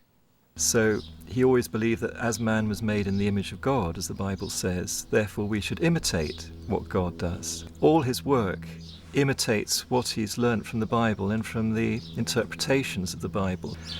And so the 6 days' work of creation is how to create paradise, because that's in the Bible what's created as a result of the 6 days' work. So he calls his great instauration also the 6 days' work, 6 days' work of creation. And it's all planned out according to what he understood about what those 6 days or stages of creation can mean when interpreted into the human role, what human beings can do. While Bacon based his understanding on the Bible, Dawkins admits that his approach was not through traditional Christian doctrine, but rather a mystical view based in the teachings of Kabbalah. He worked like a Kabbalist. He was a master of the Kabbalah, and particularly the Christian Kabbalah. The Kabbalah goes back through the Hebrews, through Moses, to ancient Egypt, and before that it's said to Enoch, who was the great initiate and king of Atlantis. And it said all the teachings come from Enoch, including this Kabbalah. And Bacon was a great master of Kabbalah. His whole work is based on Kabbalistic principles. While explaining Kabbalah could go on indefinitely, it might be generally called the Jewish version of the ancient mystery religion. In the modern world, Kabbalah has gained popularity among celebrities and is practiced by Barbra Streisand, Mick Jagger, Roseanne Barr, Britney Spears, Jeff Goldblum, Elizabeth Taylor, Paris Hilton, Demi Moore, Winona Ryder, and of course Madonna, who has become a principal spokesman, much to the objection of some traditional Jews. In short, Kabbalah is designed to lead mankind to perfection, where man becomes a godlike being. It is a system that goes hand in hand with the concept of building paradise on earth. Sir Francis Bacon, the great Kabbalist, believed that the pursuit of science, or knowledge, was the way to achieve this great work. Most schoolboys used to know who Francis Bacon was and what he contributed to our knowledge today, and it was the method of science. Well, his first most public and fundamental effect he had was to form the basis of modern science, which is the experimental method. So he promoted what Socrates had also promoted, which was to not just think in your mind and argue, through arguments and so on, which is an Aristotelian method, but actually go out and look what is there in reality, in nature, and study nature and derive your thoughts and ideas from that and base experiments on that to see if they work. Then if they work and if they're useful, and they're proved useful over a length of time, then you might consider you've got perhaps a bit of truth. And then you build on that. Well, up to Bacon's time, most of what one could call science, which was not really properly existing as such, except in the mystery schools, in all university, academia and so on, was just producing arguments after arguments. You see, up until Bacon's day, it was the church that was in control, and in fact the church was in control up until about the 1800s. So the church was in control, but the church hierarchy wasn't necessarily pure Christian. There was a lot of people that were there because they could handle 3 or 4 languages and they had great intellect, but were they Christians? Real Christians? No, likely they were not. They knew their scripture, of course, but they were operating by the world system, and so the world system corrupted them. This corruption extended to their powers of discernment. While the Bible teaches that men should prove all things, many church academics in the Middle Ages trusted in an unsound method of deductive reasoning, based upon a faulty understanding of the Scriptures. And typically it would go this way, to give an example. They would take from the book of Acts where it says, and the gospel was preached to the whole world. That's one statement. Now the common statement that goes with that is, but the disciples and the apostles never went to the whole world. And therefore you could deduce from those two statements that, well, there were no people on the other side of the world to preach to. You see, well, obviously were, because the explorers found there were people in Australia and Tasmania. Years later they found that. So there were other people on the other side of the world. So you see, they got the wrong deduction using that method of deduction, and that's what Francis Bacon pointed out. He said there's so much nonsense. And so Bacon set out to establish a scientific method, one by which mankind might achieve all knowledge. Through this method, Bacon sought to bring forth a light that would eventually disclose and bring into sight all that is most hidden and secret in the universe. But first, he would have to find a way to overcome the stubborn traditions employed by the academics of his day, who would rather debate than examine. Bacon gives a great example in exasperation. When he was at university, he saw that there were professors and students spent 3 or 4 years debating how many teeth a horse has. Nobody went out to actually count them, you know. They just wasted all that time debating how many teeth a horse has. So he saw that as fruitless, wasn't producing anything good or useful, and humanity just was not evolving, and there's so many people in poverty and sickness. So he wanted to relieve that poverty and sickness and get us towards a future paradise, a world paradise, not just for the England, but for the world. So he really started the whole principles of modern science, which is this experimental method. And then he had a formula to start with the basics, the physical world, which is physics, physical laws, and then work upwards towards metaphysics and so on. He couldn't talk too openly when it got to metaphysics because it landed him in trouble with the religions of the time, who were at war with each other. So he had to do that in a more careful way, more veiled way. But right about it he did.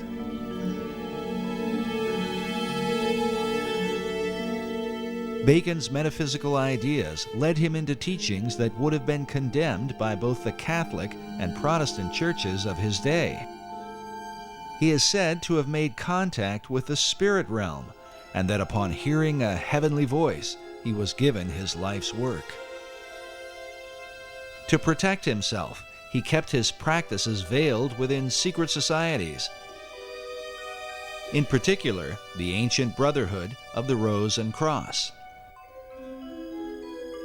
The Rosicrucians had long believed that powers and principalities from the spirit realm possessed secret knowledge that might be used for the benefit of mankind. These and other teachings were to be kept hidden from those considered profane, and especially from the Church. The Rosicrucians had to be a secret society. Their object was to discover God's truths after him. But some of their methodology was bordering on witchcraft. For instance, the transmutation of base metals into gold, they claimed they could do it. I don't think so. They claim that they could communicate with angels and demons. Well, in the first place, the scripture tells you not to do it. But their idea was that if you could do that, surely those people, those creatures at least, the angels and the demons, they know a lot of things that we don't know. After all, they've been around since time immemorial, and they are familiar with heaven itself, so surely they can tell us many secrets. Well, the church, you see, would take a dim view of that, and they could be put to death for that sort of thing. The Rosicrucian Society had been formed in England prior to Bacon's birth, in part for the purpose of protecting Queen Elizabeth I. In the 16th century, the conflict between Roman Catholicism and the Protestant Church of England was at its peak. Mary Tudor, the daughter of King Henry VIII, took the throne and earned the title Bloody Mary. They were looking for another heir, and so there were no boy heirs of, or no legal boy heirs of Henry, but he had daughters. And so we have Mary. And Mary was now 37, she was one of his daughters, and so she was installed as queen, and that was just after he died, so that would be in 58. And she was a Catholic, a dyed-in-the-wool Catholic, and she had actually married Prince Philip II of Spain. Of course, he was a Catholic too. So the first thing that Mary did was to repeal those laws which permitted the Protestants to practice their religion. Repealed them and then forcefully put to death as many Christians that were of the Protestant faith as she could find. Within the confines of the data that we have, she put to death 300, so there was 300 martyrs there that we know about in the short 6-year reign that she had. No one was safe from Mary's wrath against the so-called Protestant heretics, not even her own sister. Elizabeth Tudor was also the daughter of King Henry VIII, with his second wife, Anne Boleyn, whom Henry had married after divorcing Catherine of Aragon, the mother of Queen Mary. When she was installed as queen, she put her sister Elizabeth I in jail because she was suspected of being a Protestant, so she went to the Tower of London. While imprisoned in the Tower, Elizabeth formed a friendship with a mysterious member of the court, a mathematician and mystic named Dr. John Dee. He was known in the early Elizabethan days as the real wise man, the magus, and he was into a lot of esoteric study. You know, he was certainly an initiate of the wisdom traditions. Dr. John Dee was one of the foremost geniuses of his day. John Dee was 34 years older than Francis Bacon, and John Dee was a mathematician, lived in London. He was a mathematician and astrologer to Queen Mary, Tudor. That's Bloody Mary. While Dee began in Mary's service, he soon fell out of favor because of his bizarre experiments, and some say his friendship with Elizabeth. In any case, Dee was imprisoned under suspicion of sorcery, an accusation that would follow him throughout his life, and one that seems not unfounded considering his system of magic is still practiced by many occultists to this day. One thing that he is most noted for today among occultists is that he and a fellow named Edward Kelly, who was a medium, did magical invocations related to the Book of Enoch to produce an entire, what today is called a Enochian system of magic. And it's this incredibly complex language and alphabet and cubes and magic squares, and it's extremely complex, and it's very, very powerful. In his quest for knowledge, Dee tapped into the powers of the beyond, hoping to learn secrets from the spirit realm. But that's not to say he wasn't trying to communicate with angels. He did. And they can be contacted and talked with. Roughly it means messengers of God. So that's what Dee was trying to do in his own way. But he obviously was too open about it, so in the end he got persecuted for this. But not everyone saw Dee's dabbling as communicating with angels of God. Dee once wrote that he was looked upon as a companion of hellhounds, a caller and a conjurer of wicked and damned spirits. Yet like Bacon, he practiced much of his craft in secret as an active member of the Rosicrucians in England. Some even credit Dee with founding the modern Rosicrucian movement. As such, communing with angelic beings that provide scientific knowledge was a familiar practice. Now, there was a pretty very brief and shady dividing line between what they called scientific knowledge and what we might call outright witchcraft today. It was the demarcation there was very shadowy. This shadowy line was one that Dee crossed many times. Yet for a while, he flourished under the reign of Queen Elizabeth. During this era, some believe that he was a kind of mentor to Sir Francis Bacon. Well, we know from Dee's diary that Bacon made one visit, at least, to Dr. John Dee's home at Mortlake. And when these visits were recorded, Dee was meaning people had come to talk with Dee and discuss esoteric matters with him and to use his library and so on like that. So we know that that's a historical record we have. Otherwise, it's circumstantial evidence. Bacon clearly knew Dr. John Dee because he was an important person in Queen Elizabeth's court, and Francis Bacon was a courtier. Perhaps the reason for the lack of records in Bacon's relationship with John Dee is that their work was done behind the veil of secret societies. There's always been these secret societies trying to promote learning and raise the level of people's thought and culture to a kinder level and higher level. But mostly they've worked in secret because the church, most of the different churches have been so, well, not very kind. The problem we're dealing with here is that Europeans discovered an awful lot of information, and very important, good, solid information of sciences that had been, developed richly elsewhere and that were brought into Europe and were so threatening to Christianity that they had to be suppressed. We know what happened to Galileo, and we know what happened to endless numbers of Giordano Bruno and so many others in science. They had to go underground.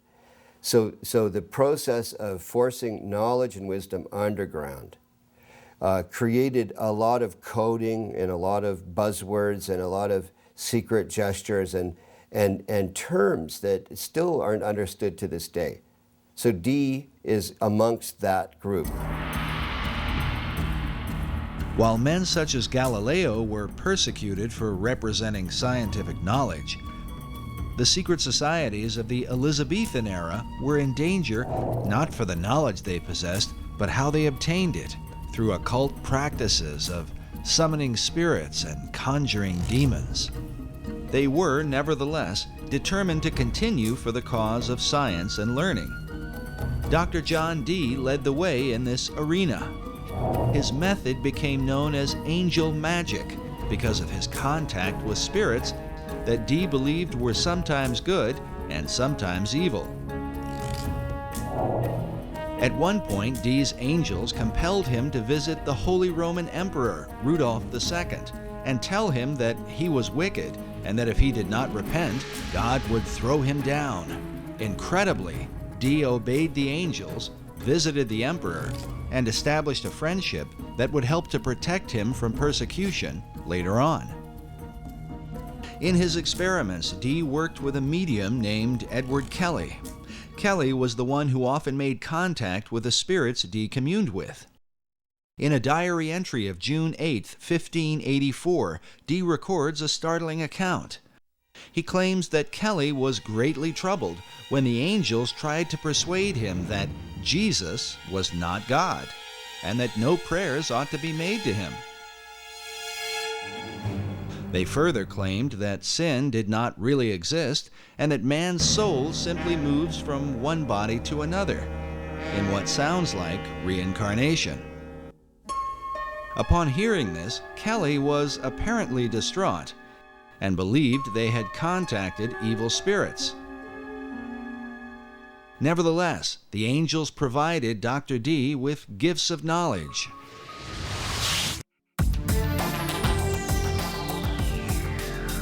Dee was the first to apply Euclidean geometry to navigation.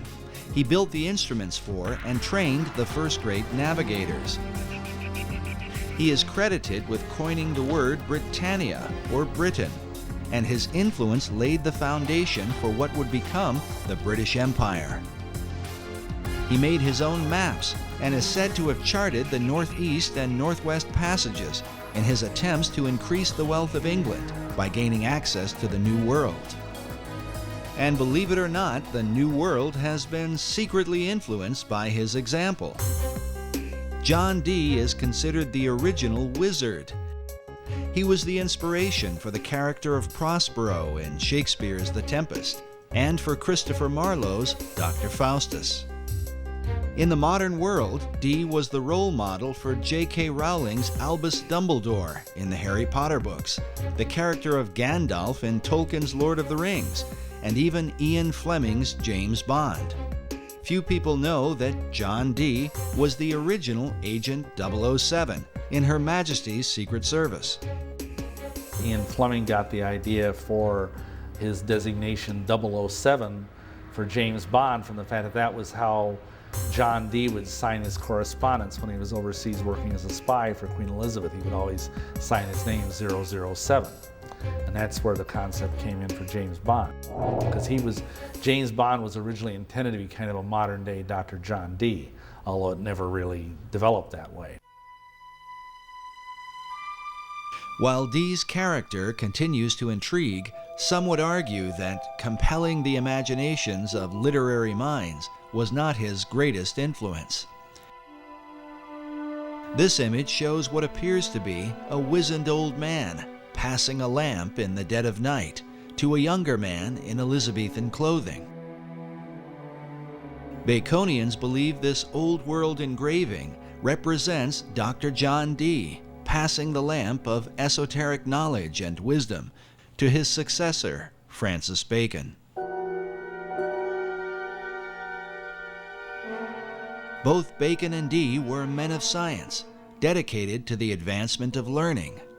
Both men were members of the Rosicrucian Society, of which Bacon would become the chief. Like Bacon, John Dee believed that America was indeed the lost continent of Atlantis. But where did he get this idea? Was it given to him by his angels?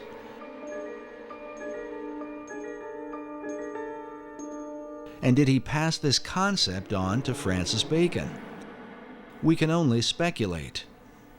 But when Queen Elizabeth took the throne, the dream of colonizing this new Atlantis would come closer to being a reality.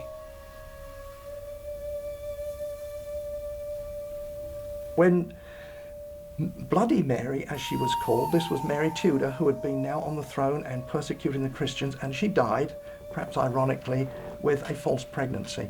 And so when she died in 1558, then after that, Elizabeth I came in as queen. And so there were questions of what day should be chosen for Elizabeth's coronation. The coronation of a new ruler was an important event, the timing of which, it was believed, could determine the success or failure of a monarch's reign. To ensure her good fortune, Elizabeth called upon her old friend, Dr. John Dee. He was the Queen's astrologer too. He computed the date for her to be crowned. Astrology in those days didn't mean necessarily what we understand it to mean today. There were some odd things about it, but there was a study of the stars that we would call today astronomy. So they had to know about the movements of the stars and the planets, and they were pretty knowledgeable about that. So it was a strange mixture of astrology and astronomy. So that's what he was doing. It's debatable how the efforts of Dee's astrology impacted the course of England. But when the new queen took the throne, it marked the beginning of an unprecedented era in English history.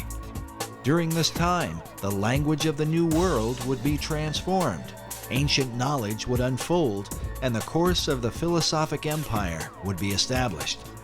The modern world would be changed forever, largely because of Queen Elizabeth I. And she was bright. This was Queen Elizabeth of England, one of the brightest queens that England has ever had. Whether she was a true Christian or not was perhaps doubtful, but at least she did support the Protestant cause and not the Catholic one.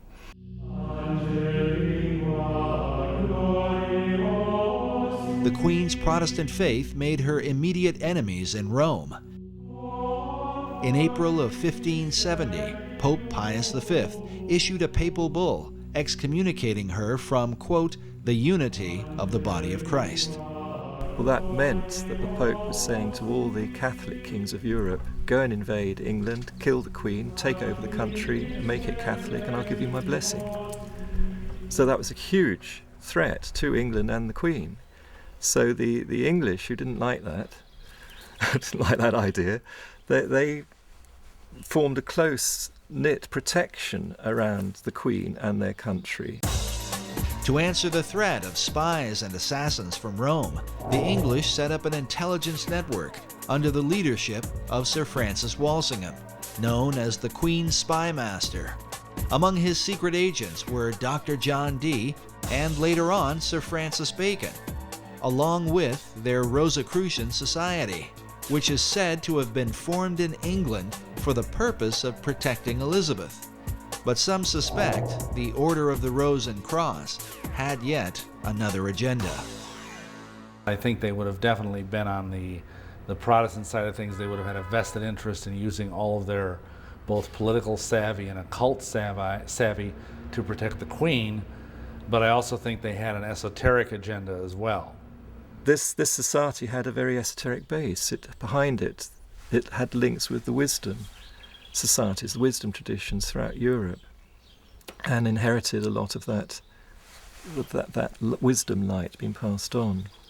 And so they had an inner program which was to try to raise consciousness of society. According to Bacon, Rosicrucianism seemed to represent the very heart and focus of the entire New Atlantis concept. Francis Bacon's last book that he was writing at the time when he allegedly died, that was 1626, but his last book was called The New Atlantis, and the subtitle was The Land of the Rosicrucians. Why the land of the Rosicrucians, or Rosicrucians? Why did Bacon deem their influence to be so important? Rosicrucianism gets its name from the symbols, the main symbols used, and that's the rose and the cross. But these are very ancient symbols. They go back long way in time and been used by different societies for thousands of years. In the hands of different societies, the symbol has been interpreted in a variety of ways. There is the decipherment of the rose that received much attention in Dan Brown's Da Vinci Code. The rose is a symbol of secrecy, and the term in Latin that characterized the relationship of the rose to secrecy was sub rosa, meaning under the rose. So secret orders world round, when they swear to secrecy, swear sub rosa. The secrecy of the rose represents the hidden knowledge of the ancient mystery religion, while the cross symbolizes Christianity. The combining of these two is what defines the belief of nearly all the secret orders. The symbology there is the infusion of all this Eastern Persian spirituality into Christianity. Was this fusion of beliefs a part of Bacon's plan? And what sort of impact could it have? The Reformers argued that the mixture of paganism and Christianity is what produced the Dark Ages. Would Bacon's program of the Rose and Cross be a blessing or a curse? And how would this whole thing be carried out?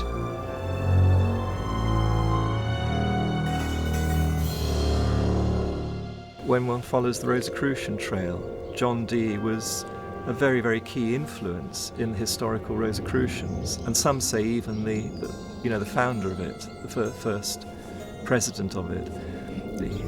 But at some point, the presidency was given over to Francis Bacon, and he was in charge of the Rosicrucians, not just in England, but it spread right through Europe,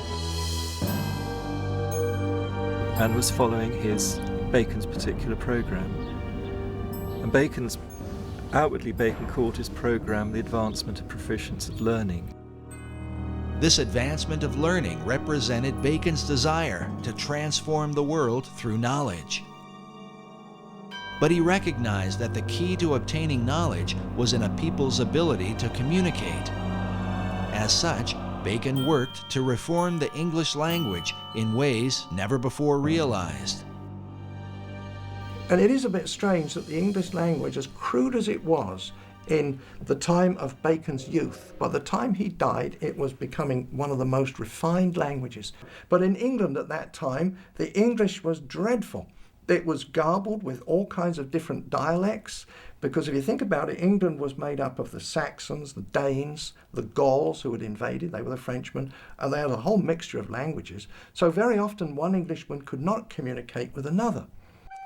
To address the problem, Bacon surrounded himself with writers and poets who were like-minded. All these people, these kind of intellectual people, they all read and wrote in Latin, but they said, look, we need an English language. We're going to be a great country. So they needed a language and literature. So how to develop that skill. And that's what, I think that's principally what Bacon did.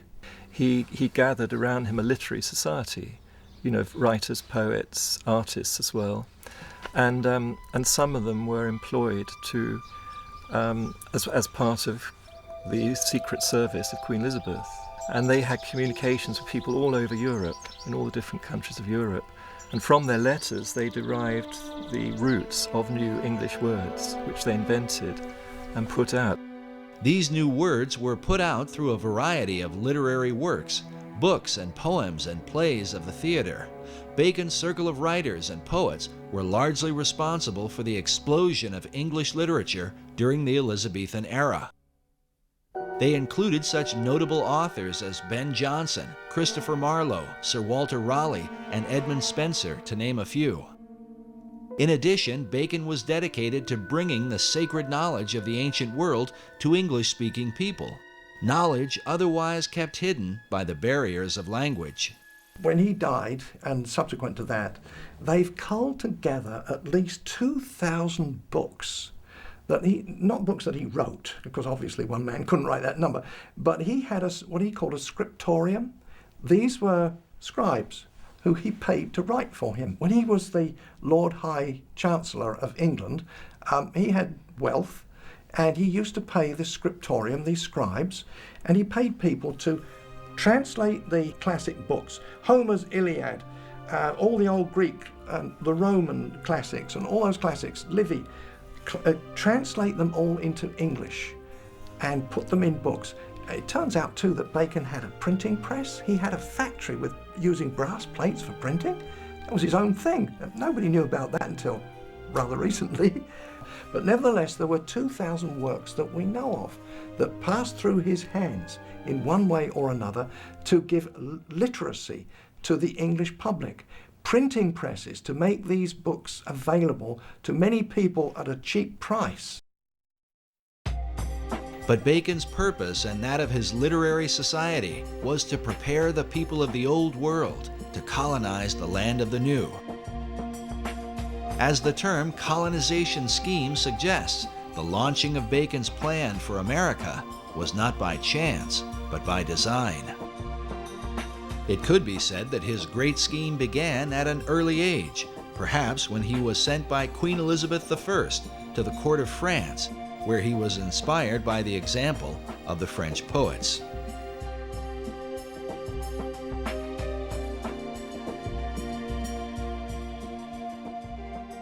Another major influence, he obviously was inspired in France by the French Pleiades, the group of French poets who were deliberately trying to make the French language into a really good language, particularly for poetry and writings and so on of that sort. And Bacon spent several years at the French court, came back very inspired and wanted to do the same thing for the English language. Upon his return to England, he was sent to study law at the prestigious Gray's Inn in London, where his statue can be seen today. It was here that Bacon formed the beginnings of his own literary society, a secret group known as the Knights of the Helmet. The Knights of the Helmet were actually the name of a masque he wrote, or it's thought he must have written, because masques were put together by a lot of people for the royal court or for the Inns of Court, which was where the lawyers were. And to get a job as a lawyer or a minister or official in the government, you had to be, first of all, a lawyer, and you had to know how the royal court worked. So every year they had to put on huge celebrations imitating the royal court, and part of that celebration was masks. And many people were involved in creating these entertainments with their masks. Francis Bacon was just one of them, but he became a key one, and he wrote quite a lot of the mask material, which one can identify. You know, once you get to know Bacon and his writings, you can identify what was done. And he's acclaimed by the lawyers as being the great one who inspired them and led them and wrote for them, you know. But the Knights of the Helmets was the name of one of the masks at a key moment when the whole Shakespeare authorship, the name the Shakespeare was being used for the first time. The Knights of the Helmet took as their inspiration the Greek goddess Pallas Athena, who carried a spear and who wore a great helmet, a symbol of secrecy. According to tradition, one that wears the helmet of Athena becomes invisible. And they had to swear allegiance to it. Not only that, Athena, the goddess Athena, carried a spear that she shook in the eyes of ignorance. And she was one of the greatest goddesses among the Greeks, ruling through intellect and man's wisdom. Even as Dr. John Dee had been inspired by angelic beings, some researchers believe that a spiritual encounter with Pallas Athena gave Bacon the inspiration for his life's work. Well, in some of those cipher writings that he had written, he writes there how this he heard an heavenly voice. The voice he heard inspired him towards secrecy and to imitate the work of God. The Divine Majesty takes delight to hide his work, according to the innocent play of children. Surely for thee to follow the example of the Most High God cannot be censored. Therefore put away popular applause, and after the manner of Solomon the king, compose a history of thy time, and fold it into enigmatical writings and cunning mixtures of the theatre. That was his mission in life. And for the rest of Bacon's life, he was dedicated to that one purpose. Baconian scholars believe that Bacon's revelation led him to develop a series of theatrical works that would teach the English people and transform them into a nation that could one day dominate the world and resurrect the Atlantean dream. Believing that he put away popular applause as his heavenly voice had commanded, he is said to have written behind the identity of William Shakespeare. Shakespeare is a synonym for Apollo and Pallas Athena. They're both known as shakers of the spear in classical tradition, and the spear represents a ray of light, a ray of wisdom, and they shake that spear at the dragon of ignorance. Exactly what Ben Jonson says in his preface to the Shakespeare Folio, to shake a lance at the dragon of ignorance. And this is the role of an Apollo or Pallas Athena. And they have always been the muses of the other 9 muses, who themselves are the muses of all the writers, poets, artists, and so on in history. So Apollo and Athena are the great inspirers. They're the great Shakespeares. Bacon incorporated these Greek gods within a key symbol, the AA headpiece representing Apollo and Athena. Usually one of the A's is shaded, denoting a light and dark side. This symbol is found printed at the head of certain pages within the Shakespeare Folio and among the acknowledged works of Francis Bacon. Of the two polarities, Apollo and Athena, it was Athena that seemed to dominate Bacon's imagination. Pallas Athena was, she shook her spear at the eyes of ignorance. So she was the spear shaker. Now, she's always been known as the spear shaker. That was long before the time of Bacon. Back to the Greeks, the spear shaker. So he took that name, spear shaker, and just turned it around to make it Shakespeare. And it used to be written with a hyphen, and then it became one word, Shakespeare, as the name of the playwright for those Shakespearean plays. But what of the real William Shakespeare, the Stratford man whose name has been revered for nearly 500 years? His writings have been attributed to a number of other authors, including the playwright Christopher Marlowe, Edward de Vere, the 17th Earl of Oxford, and even Queen Elizabeth herself. But Sir Francis Bacon seems to lead the pack of would-be bards, with well over 200 books, essays, and pamphlets on the subject, many of which insist he is the real and true Shakespeare. Meanwhile, Baconian scholars argue that the Stratford man simply lacked the experience and education to have written the works that bear his name.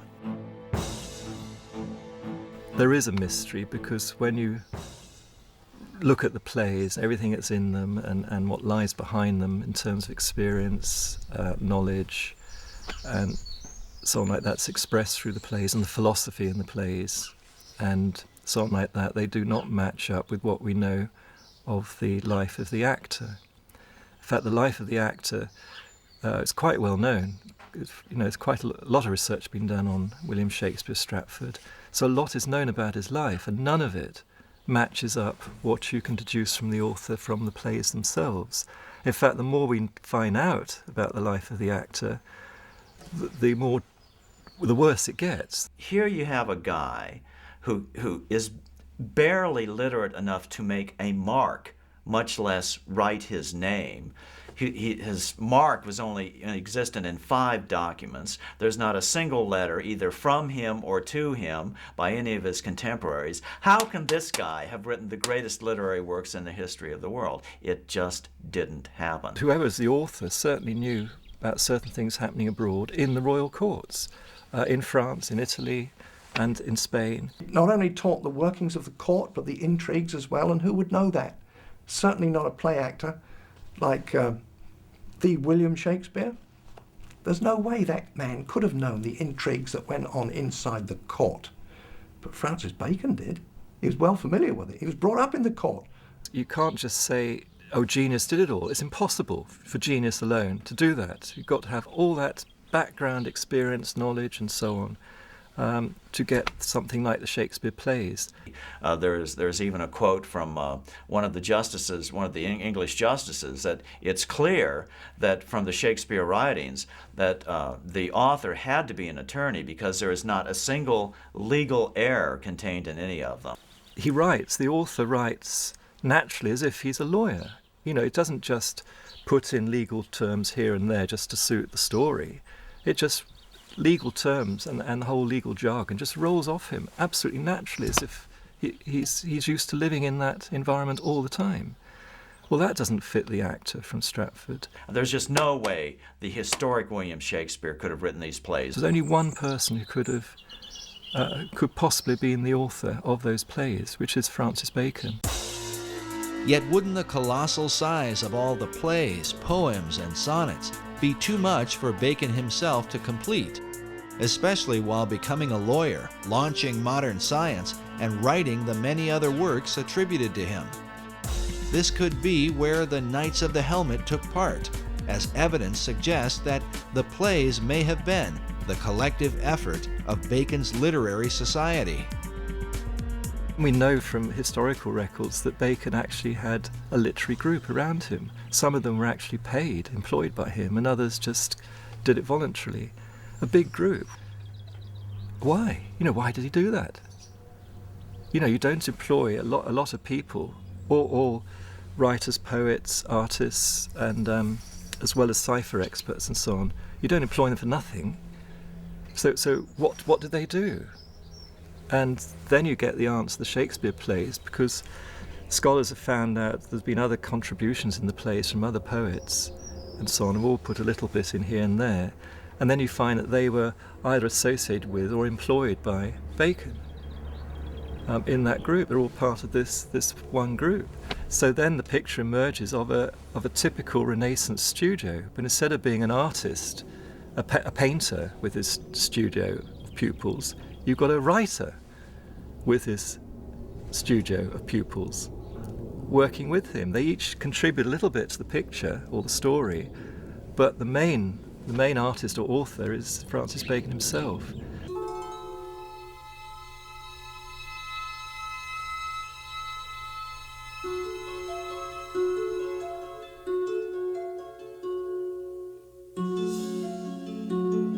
But in the town of Stratford-upon-Avon, people come from all over the world to view the birthplace of the man considered to be the greatest literary mind of all time. In Stratford, they hold a strong view against the suggestion that Shakespeare was anyone but himself. It's a conspiracy theory, and it's all aimed at toppling the greatest writer who's ever lived. There is a Shakespearean trust in England, and these are people who are dedicated to the cause of supporting and maintaining that William Shakespeare, the actor, was the actual playwright. I think it's highly unlikely. Dr. Paul Edmondson is the head of education at the Shakespeare Birthplace Trust in Stratford-upon-Avon. In this debate, he is known as a Stratfordian, not just because of where he lives, but because of his traditional view of Shakespeare. The Stratfordians are considered the academic adversaries of Baconians. We asked Dr. Edmondson to comment on the Bacon-Shakespeare theory. It first occurred in 1785. A vicar just outside Stratford got to the age of 80, and then there's some report of him burning the papers that he'd been working on, as if in his later years he just kind of renounced any theory that he had about Bacon. It was taken up in 1856 by, what a surprise, Delia Bacon, no descendant, but she wanted to prove that Bacon wrote the plays. She even went as far as having herself locked in Holy Trinity Church to dig up the grave of Shakespeare, convinced that some manuscripts would have been inside the grave saying, "I did not write the plays, it was Bacon instead." And she didn't get as far as digging up the corpse of Shakespeare, and later she went mad after the publication of her book.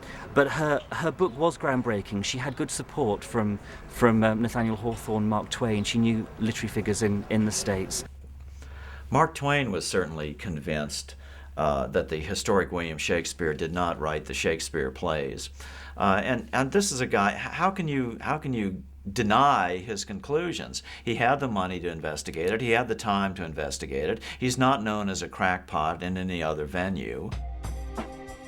In 1909, Twain took up the Bacon-Shakespeare controversy with his own book titled Is Shakespeare Dead?, in which he questions the reputation of the Stratford actor in his lifetime.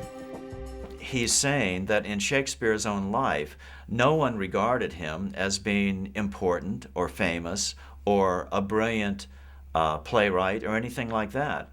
It was only 2 or 3 generations after his death that suddenly the historic William Shakespeare became a big deal. So however, the plays enjoyed immediate success and immediate prominence. So how do you explain that? That's simply not true. There's all sorts of evidence that he died and that he was remembered after his death. First of all, there's the very significant memorial bust in Holy Trinity Church, which not only is an early likeness of Shakespeare to give us a sense of what the man actually looked like, but it also mentions him as a great writer. On the inscription of the monument, "See living art," but paid to serve his wit. I'm paraphrasing there, but it mentions living art and looking at the page rather than the monument, which is an echo of, or prefigures possibly, the commendatory verse of Ben Jonson, Shakespeare's friend and contemporary playwright, at the front of the first folio. The first folio is the first time Shakespeare's works are gathered together after his death by his friends. That's crucial. What is equally crucial is that the 2 tributes mentioned by Dr. Edmondson did not come about until years after Shakespeare's death. Other great writers of the time, like poet Ben Jonson, were given more immediate recognition within months of their passing. Just as importantly, the great folio assembled by Shakespeare's friends 7 years after his death contains what many believe to be some important clues. 19th century author W.F.C. Wigston referred to William Shakespeare as Phantom Captain Shakespeare, the Rosicrucian Mask. This may have been partly due to the world-famous Droeshout portrait that appears on the front of the original Great Folio of 1623. Note the presence of a line extending from the jawline of Shakespeare to the bottom of his left ear, as if to suggest the face were simply a mask. If this seems far-fetched, consider the dedication which appears beside it, written by poet Ben Jonson, a friend of both Shakespeare and Sir Francis Bacon. With a rather mysterious twist, Johnson concludes with the words, "Reader, look not on his picture, but his book." Why would Ben Jonson point the reader away from the face of Shakespeare and compel men to look upon the book instead? A dedication that seems to parallel the monument at Holy Trinity Church. On the inscription of the monument, "See living art," but paid to serve his wit. I'm paraphrasing there, but it mentions living art and looking at the page rather than the monument. Are these allusions made by the men who knew the real William Shakespeare, that he was simply a mask or front man for Francis Bacon? Bacon paid him off to go and keep his mouth shut. The monument at Holy Trinity Church refers to the page that serves Shakespeare's wit. But when one looks upon the page beneath his hand, it turns out to be blank. Some Baconians believe this is a secret code, alerting the reader that the Stratford man himself wrote nothing. The empty page is said to match the empty expression on the face of Shakespeare, who Baconians argue could barely write his name. It's actually a big embarrassment to, you could say, the academic fraternity that believed the actor wrote the plays. The question of Shakespeare's literacy is often mentioned because of the few known signatures he left behind. As one writer puts it, the scrawling, uncertain method of their execution stamps Shakespeare as unfamiliar with the use of a pen. Perhaps a modern equivalent of this is to say, you know, how good is your signature on your credit card? How good is your signature when you sign your name in a shop or on a bank transaction or whatever? There are several signatures which survive of Shakespeare. How good would you like them to be? While Baconians argue that Shakespeare lacked experience, Edmondson points out that, as the son of a glove maker, he was uniquely qualified. There's lots of references to different kinds of leather. For example, Feste's line in Act 3, Scene 1 of Twelfth Night about someone's wit being like a cheverel glove. Cheverel, as the son of a glove maker, Shakespeare would have known, is a kind of kid skin which stretches and stretches and stretches when you're making the gloves. It's a very soft, supple material to work with. And here you have it immersed in the wordplay of one of Shakespeare's clowns. Francis Bacon knew nothing about different kinds of leather, I would suggest. Actually, you could turn this whole thing on its head and say that Shakespeare wrote Bacon, which is something that a lot of people don't suggest, because why bother to do it that way around? One of the problems is the Shakespearean trust is that while these objections come up to William Shakespeare being the author of the plays, they refuse to investigate the contrary evidence which has been put forward to them. They refuse to look into it. They refuse to look into the cipher codes that Bacon incorporated in the first folios, for instance. Bacon uses this cipher in the Shakespeare work and his own, and in the work under his own name. But he also, in doing that, signs his name and the name of the Rosicrucian fraternity. This code system of writing he used all his entire life. The examination of the cipher codes in Shakespeare's plays have filled hundreds of books and essays over the last few centuries. But perhaps the most specific evidence are the presence of Baconian and Rosicrucian emblems in the Great Folio of 1623 and in earlier works by Shakespeare. Bacon's light A and dark A symbol appears, representing the two Shakespeares, Apollo and Athena. Meanwhile, this Rosicrucian emblem, featuring the god Pan, is found prominently throughout the work. Other mystical headpieces with Rosicrucian symbolism are found both in the Shakespeare Folio of 1623 and in works openly published by Sir Francis Bacon. The varied symbols and ciphers clearly mark the presence of Bacon and his Rosicrucian fraternity, while to what extent they were involved in the writing of the plays remains a matter of debate. But perhaps the most compelling evidence is that the works of Shakespeare helped to accomplish exactly what Bacon and his Knights of the Helmet set out to achieve. While the numbers vary, the plays are said to have developed some 20,000 words for the English language, with some words being created, older words being revived, and current words being used in new ways. Could the actor from Stratford, with a limited education, have accomplished this coincidentally? The Shakespeare controversy was illustrated quite clearly by Masonic author Manly P. Hall in his book, The Secret Teachings of All Ages, where he reveals the veiled purpose behind the writing of the plays. He says, Sir Francis Bacon, the Rosicrucian initiate, wrote into the Shakespearean plays the secret teachings of the fraternity of the Rose and Cross, and the true rituals of the Masonic order. The Bacon-Shakespeare controversy involves the most profound aspects of science, religion, and ethics. He who solves its mystery may yet find therein the key to the supposedly lost wisdom of antiquity. The lost wisdom that Hall refers to is said to have begun in ancient Atlantis.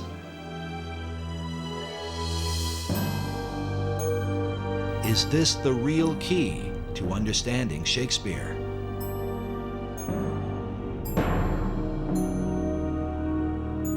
Incredibly, it may be said that the plays themselves represent the whole confusion of America's foundation.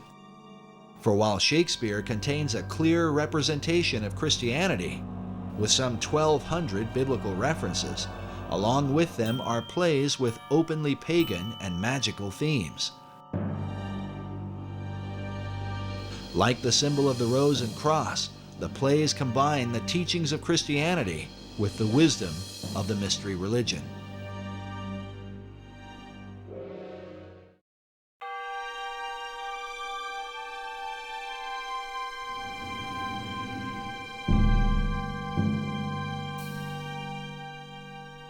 The purpose in blending religions in this way might have been to avoid the wars and conflicts that have afflicted men over the centuries. Bacon, who saw religious persecution in his own day, may have inherited this view from an earlier Masonic influence, the Knights Templar. The whole episode of the fall of the Knights Templar is a matter of conflicting historical controversy. We do know that when they left the Holy Land, the order had increased in numbers and power, and by the beginning of the 1200s, they had returned to Europe, and the Knights Templar then became the dominant financial force in Europe. The Templars were the people that loaned the money. Well, of course, the popes and people to whom the money was, they owned the money, they could get rid of their debt by getting rid of the Templars, and they did.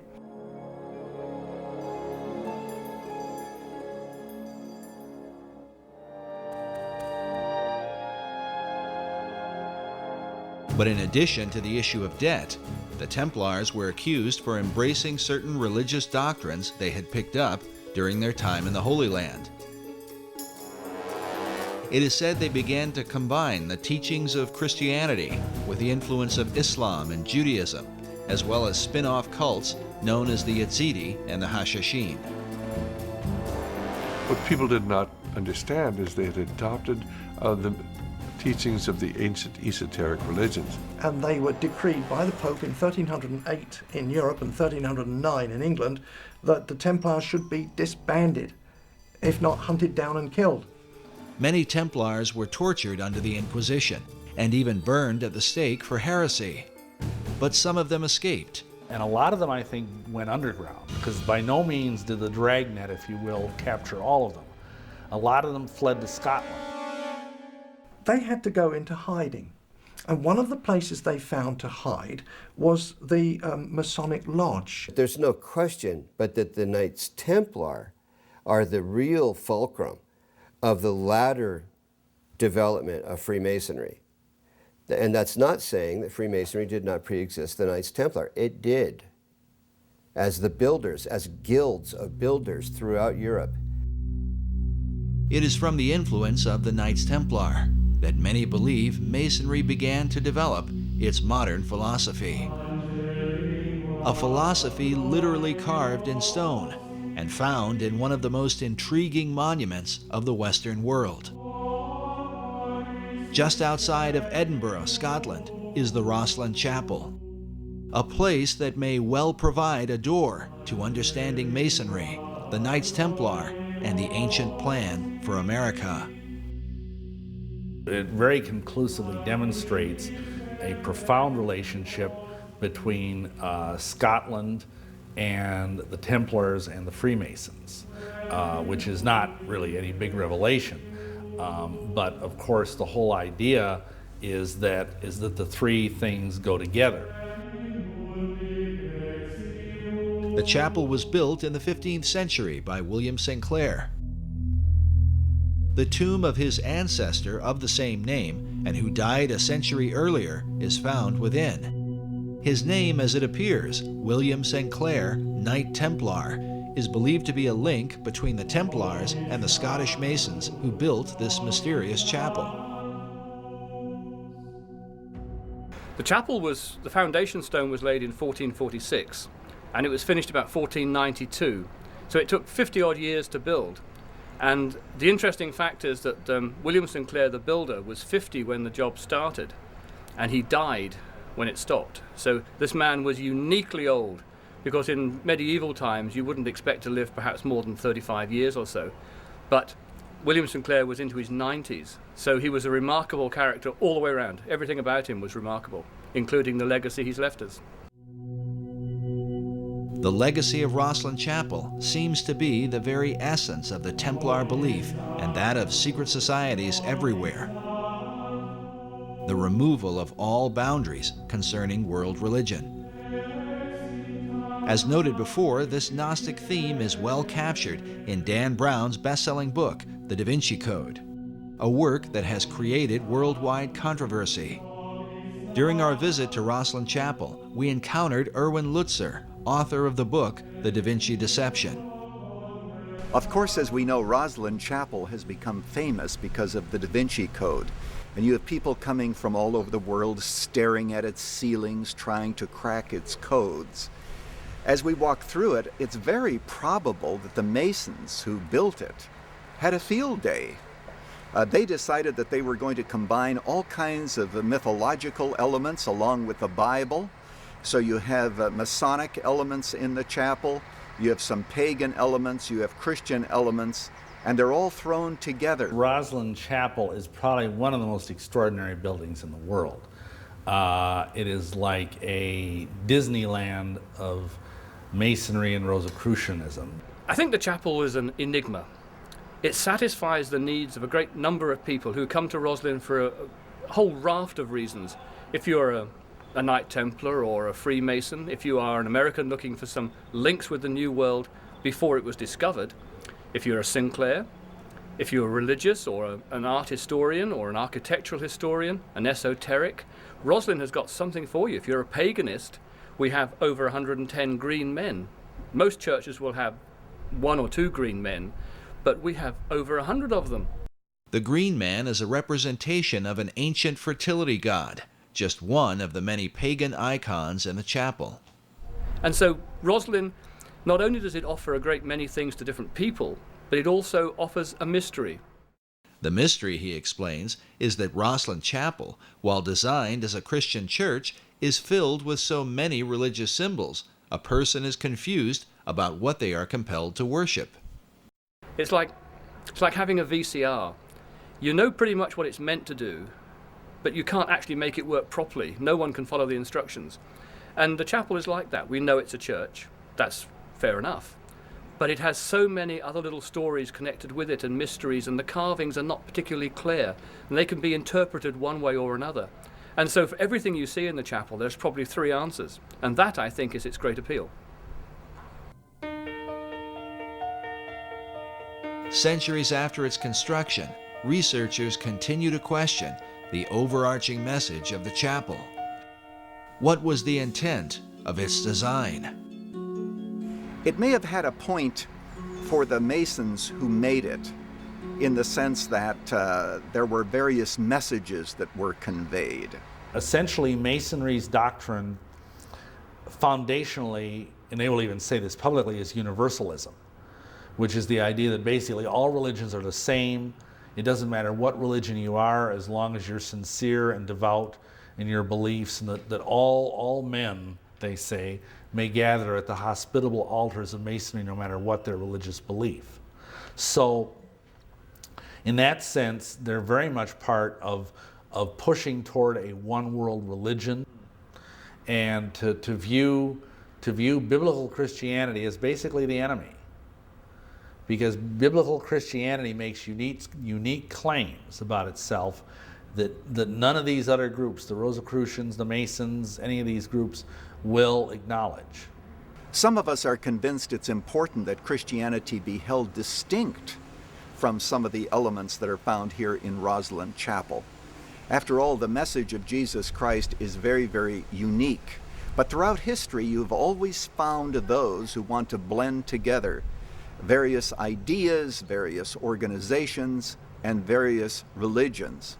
And here at the Rosslyn Chapel, people can come and they can practically see anything that they want.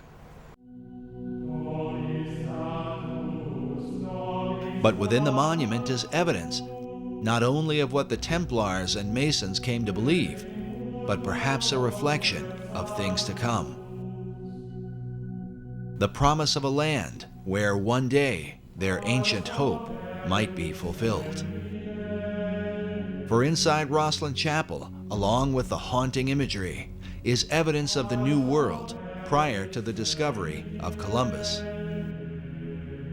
Well, there is this window which is decorated. The window frame is decorated with Indian corn or maize, and the chapel was built in the 15th century.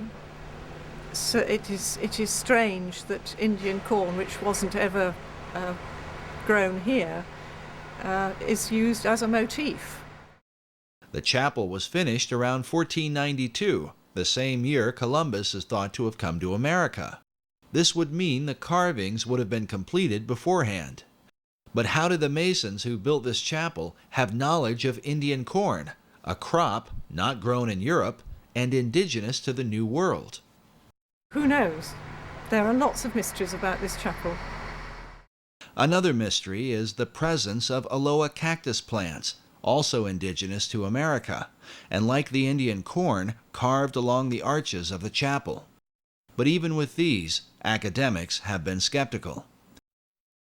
Yet a third carving, a trefoil plant or type of clover, is said by Rosslyn Chapel director Stuart Beattie to have convinced one skeptic in particular.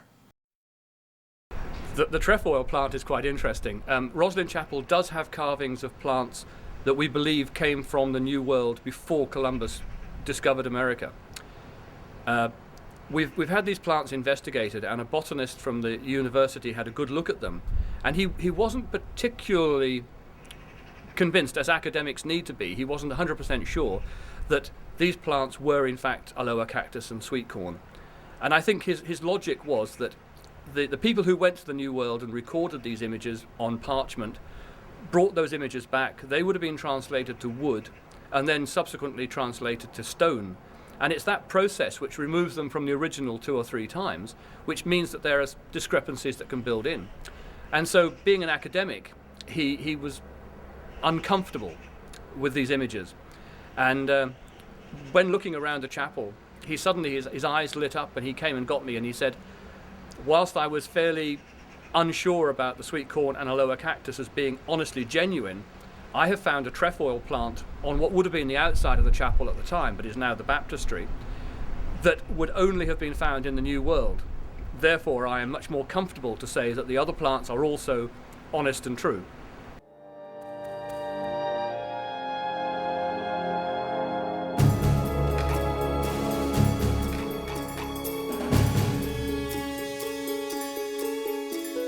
When the Templars were arrested in Europe, many of them are said to have escaped with a great fleet of ships that were never to be found.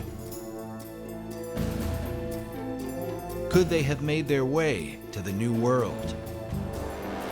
If so, they could have handed down this knowledge through secret societies to men like Francis Bacon, and before him, Christopher Columbus.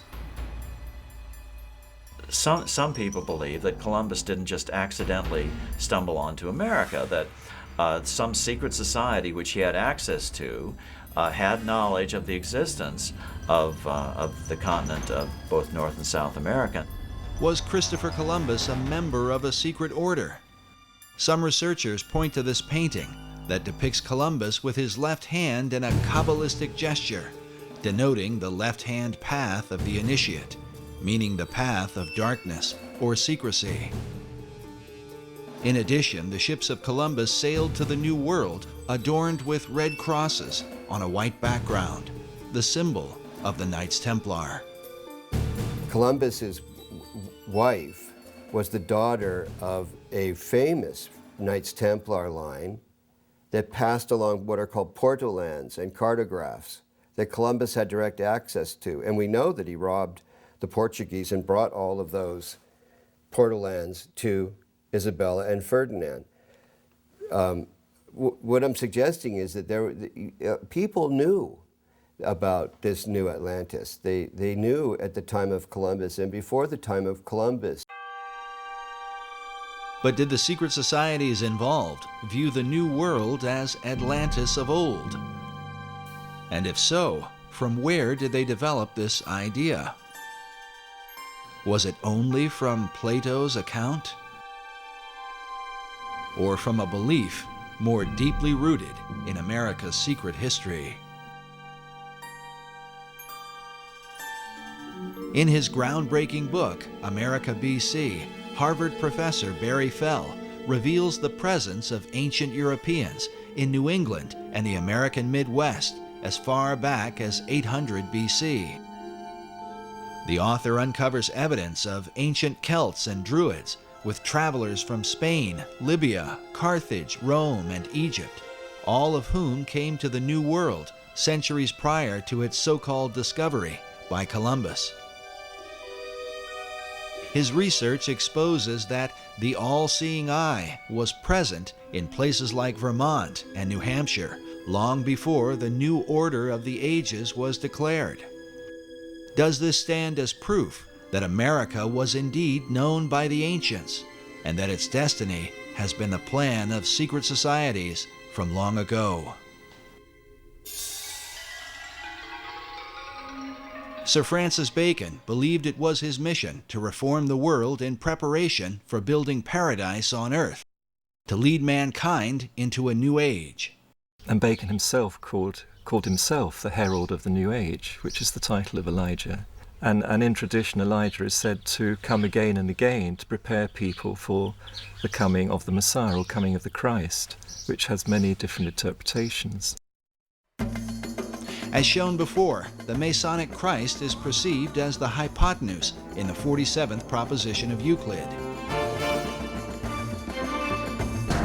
This rare Pythagorean symbol is found among the Masonic regalia of the 4th Earl of Rosslyn, whose family owns the Rosslyn Chapel. Oddly enough, this same emblem forms the heart of the design for Washington, D.C., known as the L'Enfant Triangle. Masonic author David Oveson claims that the entire city of Washington is based around this Pythagorean theorem. If so, America's capital might stand as the ultimate dedication to Bacon's great plan, a city designed symbolically to represent the Masonic Christ that Bacon came to herald. If these things are so, what can this mean for the secret destiny of America?